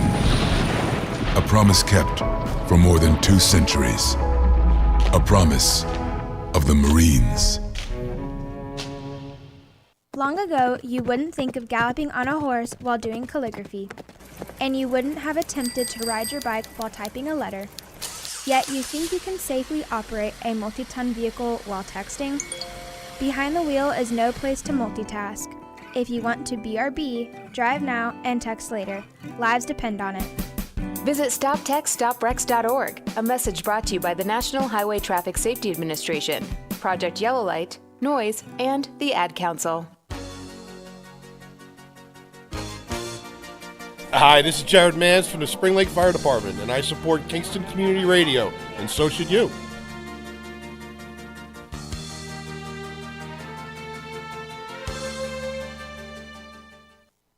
This portion of Kingston Community Radio is brought to you by Ulster Savings Bank. Visit their newest branch, conveniently located at the Ulster Commons Plaza in Lake Katrine. Experience the difference that local community banking offers with the convenience of another great location, easy access, plenty of parking, and a 24-hour ATM. Ulster Savings Bank, invested in community, invested in you. Member FDIC. We're now Okay, on we're air. back. Thank you, Lawrence. Mr. Marmo has stepped out for an occasion. He's back now. I'm not going to say what Tony told the This is three. Thunder Thursday. Oh, God bless you, Tony. My eyes pop out every time you do that. Do the introductions. Oh, yeah. Well, so we're happy to have Stacy War. I knew that. My lips are just not working today. I've tried to say other words today, and they just haven't worked. And Lisa Broughton from Ulster Federal Credit Union. So welcome to you both. Thank you. Good morning. How's it going? Good morning. Pretty good. Was a good time yesterday at the Diamond Mills, right? It was. It's really, Ulster. it's nice to see that stuff happening again. Right. The breakfasts starting up and. Ulster Chamber of Business Expo, I think they call it. Used to be called the Business to Business Showcase, right? Yeah. B2B. Yeah, it was a pretty filled room, I think. Maybe not as big as, back in the heyday, but yeah, it was a good time. So tell us your position, Stacy, is? Chief Operations Officer. Yay, which means you do all the work and CEOs just kind of take the credit. Yeah, just hangs out. And he's not here. Correct. That's why we can say things like And that. he's probably not listening, so And we he's can say probably not whatever we want. And Lisa, you are branch manager. Correct. Where? At Ulster Avenue. Ulster but Ave. soon to be the Sorgerties branch as well. I'm going Oh. to be managing both. Oh, great. Yeah. Okay, that's good. How do you do that? Like split I don't yourself? know yet. Well, don't know yet. call me back here in a month and I'll tell you. Monday, Wednesday, Put a Friday. little more miles on your car, I imagine. Well, I don't live you? in Sorgerties, so it's okay. At least that it's one not. works. Yeah. Works well. Yeah. So where's the branch in Saugerties? 9W in 9W, Simmons okay. Plaza, right in front of IXL. Great. And how long have you been with Ulster Federal Credit Union? 27 years. Holy cannoli. 27 years. I'm not going to ask you, Stace, because I know you've been there for a while as well, right? I have 25. 25, wow. Yep. That's a long time to be at one location. It That's is. fantastic. Yeah. Must be a great place to work. It is. It is a great place to I work. wasn't sure what you were It's gonna very say. Neither was I, but that's okay. But it's very flexible, and it's kind of low key, and like a lot of times with banks and maybe the bigger credit unions, I'm not sure. There's a lot of sales that has to happen, and you have to keep track of those, and you get paid for them, and we don't do that. We focus more on the day-to-day and member Explain, if you service. can. Explain. I read a lot of stuff, but very little about financial institutions. Sales of what? Sales of accounts? Yes, you're trying to get people to open more accounts, trying to get them to take loans. With the loans, obviously the bank obtains the interest, but the money that people are investing in the bank, either by savings accounts, you can invest that also. Is that how banks profit? They do. So the credit union, we don't really do it that exact Okay. way, because when the money goes into the account, that's the member's money. They earn interest on that. We actually have money that we make from fees and things that comes in, and then that's what we use to invest. Okay, great. That's reassuring. Did you think it was a little scam or something? No, I just that's the way banks or institutions. Right. How does think. how That's does a they- business make money? You know, Right. That's the why basic would question. someone want my money to go into the bank that I get interest on? I Right. could never understand that, and I thought it was. Well, and you do because can hear that. People say, well, for example, I don't want to do escrow because I'm giving them my money, and then they're going to make money on that. Why should they make money on my money? Right. Well, because it's secure. Yeah. And many other reasons. For some reason, all that cash that I had underneath the mattress didn't. And after the second just- burglary, I realized. Trust Right. me, there was not Right. that much cash anyway. right. The burglars were greatly dissatisfied, except for my wife's jewelry that they Yeah. took. But anyway. And now you have cryptocurrency. No, I still don't understand. Neither do I have that desire. Desire to No. understand.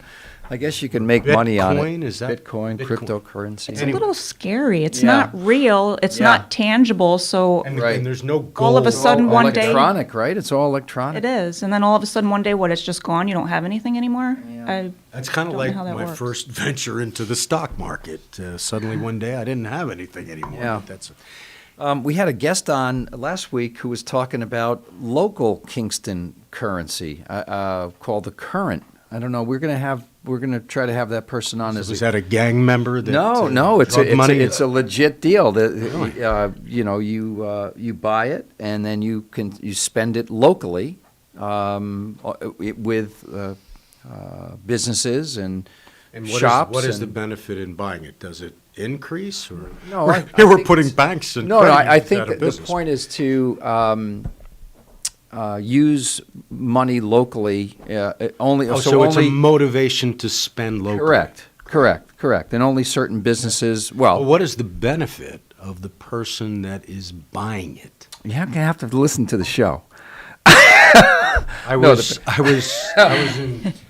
at MSK last week, but I should have tuned it in. You Tony. could have. No, you could. No. We had Tony DeMarco on who told us about the Current. It's called, and there's a business and a fellow who started this whole thing, and I think the benefit to the business is that I'm going to go. I guess you could use U.S. dollars, but we'll find out. Well, I could see the businesses because yeah. it would keep people spending locally. And I But think what the about- buyer is just you're just trying to keep business locally, and it's not Okay. it's not credit card, it's not Amazon, it's not I think did- it's Does trying to any- stay in Ulster County. Does anyone anymore pay for anything by cash? Everything is credit card. I see people $8 at Terry's Market using a credit card. Yeah. So I don't. Well, think that's maybe the younger generation are doing that. I think, and I don't mean to be no, seriously. I think the Younger older than me, folks. Sonny? No, no. I'm going to say folks in their 50s, 60s in that neck of the woods tend. I'm going to stop right there. Tend to use cash more than we do. The kids in the 20s and 30s and 40s. I mean, do you see that? Your own families, maybe? Kids don't use cash. I would Yeah. agree with that. I tend to be more of an electronic person, though. Mhm. So I don't really carry cash. I'll go into Stewart's and get a cup of coffee and use my debit card. There you go. See, I don't have a There you debit go. card. Like several Yeah. credit cards, but I bank online. That is it's so great. easy. It's to pay your bills and have a record there that's great. Super. You don't have to keep records of anything anymore. Everything's electronic and online, and Until somebody gets into your account. yeah, exactly. Which hasn't happened yet. I guess it's a matter of time. How do you folks in the credit union, how do you protect, or what do you advise your customers to protect their accounts? Is there something, you see all these online ads all the time about things. What do you recommend? Did that question make any sense? Mm-hmm. Absolutely. How do you protect against somebody getting into your accounts online? So there's all kinds of, and I can't think of what it's called right now off the top of my head, but when you sign in, not only are you putting in your account number and your password, but you also have questions that you're going to answer that somebody else wouldn't know. Verifying your account and your password. The new thing now for a lot of places, which we don't do this yet, when you sign in, you do all that. You put your password in, you answer your questions, and then you get a text on your cell phone that gives you a code. You put that code in. So you have all these different layers of security that you have to get through. It makes it harder for somebody else to get into your account. Yeah, I know that when I was on the bench, my court attorney, John Prizzi, is a brilliant guy and is very insular about his accounts, yet through I don't mean to badmouth Central Hudson, but through Central Hudson's account, they got his identification and password that he used regularly, and it took him about 1.5 years to recover from that. So what I try to do is use different passwords for virtually each account. Now that can be quite confusing, especially for someone my age, but I keep a hard copy record of it. And it's a little more time consuming, but I think that may be a good idea. So then if somebody gets into one account, they're not getting into all of your accounts. Right. And they tell you don't use Any of your names, your family. Yeah, your pets' names and things that somebody Numbers would and know. symbols and complicated passwords. Yeah, and then it's so hard to type in. It drives me crazy when I'm trying to get online. But I knock on Formica, laminated laminated wood. Knock on wood, I have not been hit yet because I hear it's pretty obnoxious to overcome that. It is. And it happens, I mean, I can hear accounting is just down the hall from me, and I hear them on a daily basis, people calling saying somebody got my debit card or, I mean, it happened to me once. I went to Stewart's to get gas, put my debit card in the machine, and it came back, see attendant. So I went in, and she said, your card is blocked. So I went to work, and somebody had my card information, and they were trying to rent a hotel room in Texas. That has happened to me.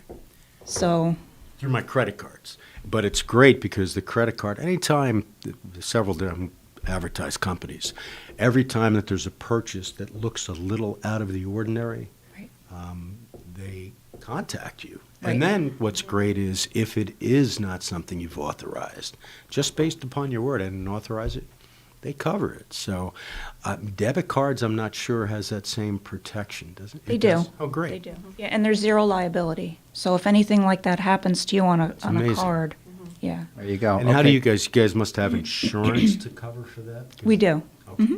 I have a news flash, and the news flash is it's called the Hudson Valley Current. This is We the, were all sitting this on is the edges of our seats. Well, yeah, don't I'm fall off. I'm The curious. I Hudson, have to Hudson say. Valley Current. Hudson Valley Current, and the website is hudsonvalleycurrent.org. So it was started by a fellow by the name of Chris Hewitt.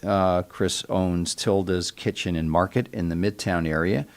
And I'll tell you, it's a not-for-profit organization, for one. The Current is an alternative currency recognized by the IRS that can only be used within the Hudson Valley at member businesses. That's fantastic. By using the Current, we ensure that our money stays local and is used to strengthen businesses in our community. What happens when our money stays local? Our main streets, our local businesses, and our neighbors keep more of the wealth, which strengthens our local community. So there you go. So being the constant skeptic that I am, what exactly is Chris Hewitt getting from this? Other than I hope it's because of his interest in the So again, it's a not-for-profit. Let's see, not-for-profit is dedicated to proving that there is more than enough money, resources, and love to share with everyone in our communities. The Hudson Valley Current is a nonprofit organization dedicated to local economic development. We're here to challenge the scarcity myth, that the belief that there is not enough. By challenging scarcity, we are committed to exchanging, sharing, and teaching abundance within the Hudson Valley.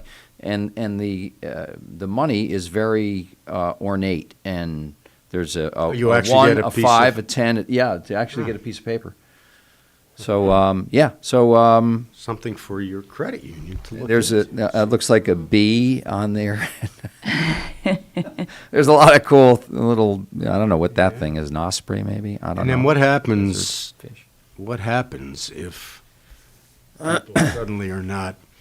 I go out and I buy $5,000 worth of bees and birds and stuff like that, and then suddenly I go to a local establishment and they said, "Get out of here." With Yeah, that well, stuff." no, it has to be a member business. So apparently there's a system, and we're going to try to have that'd Chris be on, and we're going to have interesting. him on the Good. third Thursday, so that Because you want him to get a taste of my alter ego, Frank Williams. There's a story behind that. We won't go through it with behind detail. it. But Yeah. assistants that used to work for me when I was DA, they said I had an alter ego, and it was Frank. And Frank was not looked at as particularly Kind. cheery, kind, sensitive, caring, compassionate. I was tough. And the way that this came about is anytime if an assistant made an error that caused a victim or community a problem, I'd bring him into my office, and without knowing, unconsciously, I would lean and say, "Let me be frank with you." Okay.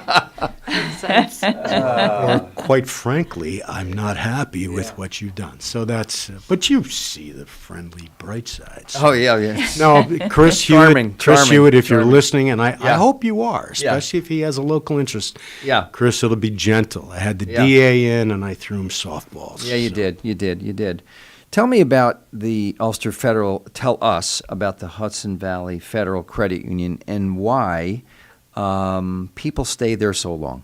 Ulster Federal. Oh yeah, what did I say? Hudson Valley. So it's only a competitor. Lord, You're doing Lord, well. Lord. It's You're okay. trying- This is you're like trying to get Bitcoin out. I know. You're putting I these try to get wonderful people county out of out. business. I should not be on the radio today. Steve Kelly, you didn't know about the We are grassroots out war. of here. Pull the covers over my head. You're This morning. overextended. I mean, you are one of the I am. finest people I know. You're a little No, overextended. I think I'm. So tell us about the Ulster Federal Credit Union. I have to say, it's still a credit union, so I don't get as. If you said Ulster Savings, that would have been a little bit different, but it's another credit union, so. So what I want to know is why do people stay for 25 years and 27 years? And I know you're not. Maria Hoban's been there for There's a history. 100 zillion years, yeah. Yeah, exactly.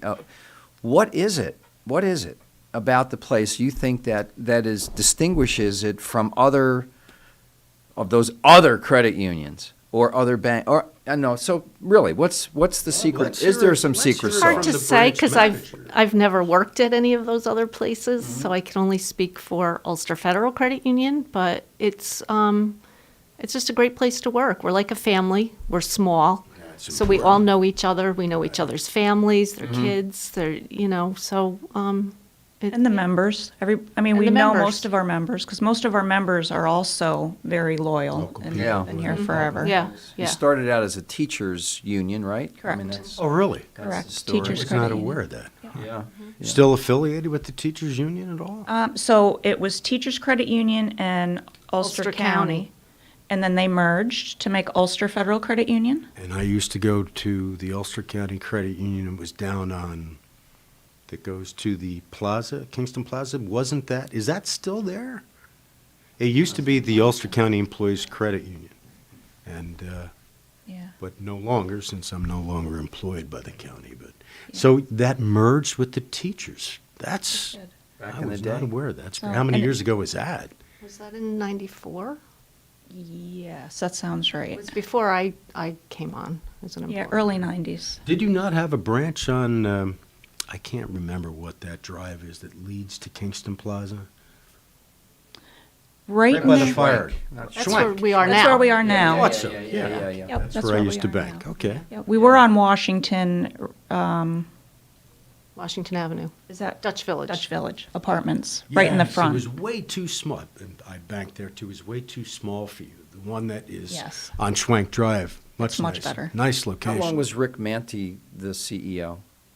Like a long time? He started also in '94. He did, right before I came on, so, yeah. Was he the first CEO, or was there someone before? There was someone before him. I don't remember his Steve. It was Steve something. I never met him. Yeah.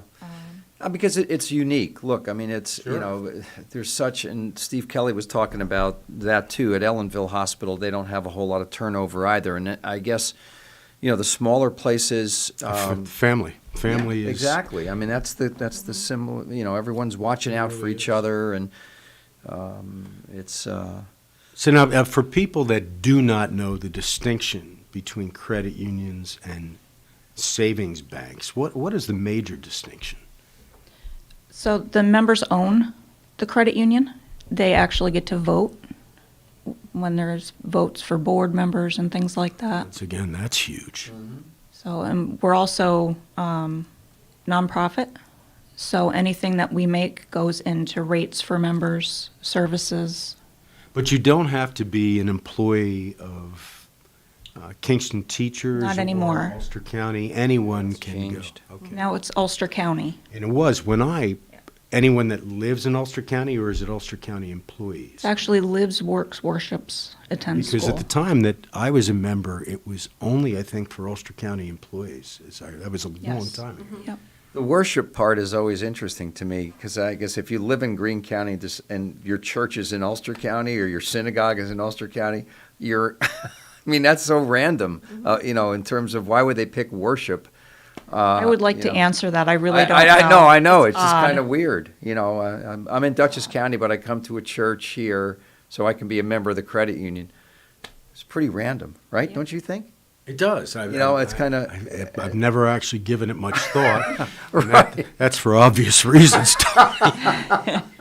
Right. But I could see the work, or I could see the live, right? Or attending school, because if you're Yeah. going to school here, you want some local bank. But Yeah, right. In school, that's correct. Or I golf in Ulster County, so I should be able to join the Ulster Federal Credit Union. But you live in Ulster County, do you not? I do. So you don't have to worry about I'm not worshiping on the golf course.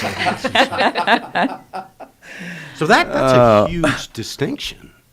I mean, it really does. I mean, how great to be a part of a business or an organization where the people that are going to be served are actually the owners. Yeah. That really, and that probably also is one of the reasons that there's feeling of family, because everyone is involved in the business. That's great. It's a big really deal. is. I mean, I think that is a reason. And look, I mean, these days the corporate motive, you know, for profit overtakes the concern for the humans sometimes, right? I think. Yes. When Jeff Bezos is, Well, when I it's pay all more about- taxes than Amazon. when it's all Anyway. about the money, Yeah, it's a problem. it becomes And important. It That's the wrong motivating It's more factor. important than the people. And the people, if it weren't for the people, you wouldn't have the money. Right, exactly. And we hear the stories that, oh, geez, the employees are making too much money, so why don't we get rid of those folks and get people that we can hire for less money? Despicable. It's despicable, That's really. what the teachers union was doing at one time many years ago. Yeah. Let's give early retirement and benefits to buy out the older people. Right. We'll bring in younger people. But that's okay, because you're giving a benefit to the senior folks, right, that have worked hard. And, I mean, so here's an extra X or whatever it is, or we'll do this for you to give you a little incentive. But in the long term, both short term and long term, it doesn't save the local taxpayers anymore. No, not on that side. But the corporate pieces, which is why, and look, we're blessed with Rondout Savings, Ulster Savings Bank. These are long-term Community banks. Community banks, right? Absolutely. I mean, and even some of the nationals certainly have local people there. You know, I saw Tom Murphy from M&T Bank. He's a local. I mean, M&T is based in Timbuktu. Tom's a local. Key Bank also. Key Bank, same thing. So, but really, the grassroots organizations like yours, like the savings banks, employ local people, have local loyalties, right? And it is the family thing, you know, and steady management. I mean, I think that's very key and important. You know, you have turnstiles of leaders and CEOs who bring in different ideas and different ways to do things. People get unsettled, and they're saying, "Eesh, I don't think so." But you've been blessed. Yes. You know, Rick and now Bill have done a great job, and it gives people in uncertain times some steadiness. Right. Mm-hmm. Right, which is kind of where we've been. Right, very unsteady times. Sure. How are you doing? How are you folks doing with the employee crunch? Are you having difficulty filling vacancies, if you have vacancies? We're not, actually. So wow, that's so different. See that? It's so that's what's so good about yeah, exactly. Credit unions. A lot of excuse me, a lot of our employees are word of mouth. Right. Or friends of people that work here. Right. So it's almost like you're always hiring people you know. Same culture, same mindset. Mm-hmm. You know. And then people stay, so you will not have as many vacancies. Mm-hmm. Yeah, you know, it's really impressive these days. It really is. There's always something good to say about local right. organizations and local businesses. Yeah, yeah. That's why, although I'm tempted, I will not. There's something about currency with a picture of a frog on it. Well, there's a bee. Let's see. And an osprey, George Washington maybe. or a frog? I don't know. There was a fish, if that makes you feel better. Not exactly. There's a fish Unless on I the 20. can mount it on the wall and it talks to me. You remember those talking fish? Yes. They were I hate stuff like that, have nothing like that in my home. But I'm seriously considering buying that talking fish because that thing was hysterical. Right. Can we? And I know we only have a few minutes, and all about community, right? So just some quick announcements that we should have gotten earlier. Hudson Valley Garlic Festival is back. We talked about this earlier in the earlier segment. The festival is scheduled for October 2nd and 3rd up in the Saugerties Cantine Veterans Memorial Complex. It's $10 per vehicle to park. Same days as Here is Better. Yeah, that's correct. That's correct. So that's happening, the Garlic Festival. Second and third. The second annual Rotary Capital to Capital 5K Run Walk on October 17th. That's a you mouthful. can get in that one, Judge. A run? Well, a walk. We can get in the walk. Walk is good. Benefit the Hudson Valley Center for Veteran Reintegration. Same thing. That's all connected. That's right. Richard Gmail. Catabiani. Yeah. You have done your research this morning. I have. So that one is the 17th, and you can contact Richard Catabiani. I won't give that long email, but he's going to be on the air on September 30th with me on this show. Richard. Okay. And then the last one is YMCA, Bike Friendly Kingston, to host Bike Repair Clinic. Judge, you can take your bike there. Should I wear the robes? You should. I would say robes on the bike, yes. And wear a helmet. Back along with the hair. September 22nd, and you can ride in the bike lane. I absolutely refused to even go near the bike lane. I jump over. I had to go to Fidens to buy a new range. Yep. I parked and I jumped over the bike lane because I will not use it. Have you been on Broadway with the new? It's horrible. It's obnoxious. Horrible. Yeah. I do like the new Rotary, though. Rotary's everybody's fantastic. digging the Rotary. That's great. It is great. Yes, However, that's great. that bike lane, who's going to ride a bike on Broadway? Lisa, 1 minute. Broughton might. No. Stacey War might. Scary. Stacey you War would might. never ride your bike on Broadway. From Ulster Federal Credit Union. These two people might ride their bikes. I would walk there or drive a car. I don't like riding my bike in traffic. No, and of course there's no traffic on Broadway. And you don't have to stop every 50 feet if you're obeying the traffic devices. Bad. So here's what we all need to do. Go out and do a random act of kindness for someone. Buy them a cup of coffee in back of you or her, whatever that person is. Be kind, be gentle. That's the word. That sounds good. That's Help great, each other. That is profound. That is profound. It's It the is. most profound. And I also didn't fumble through it yet. Fumbling is a way of life. Like the Giants. But We hope what they a don't nice fumble. note to end on. Okay. Be well. Thank you, two, Thank for you. coming in Thank today. you. Thank you. Lawrence, thank you. Take it away, everyone. And Be nice safe, meeting be you. well. Yeah, this was fun.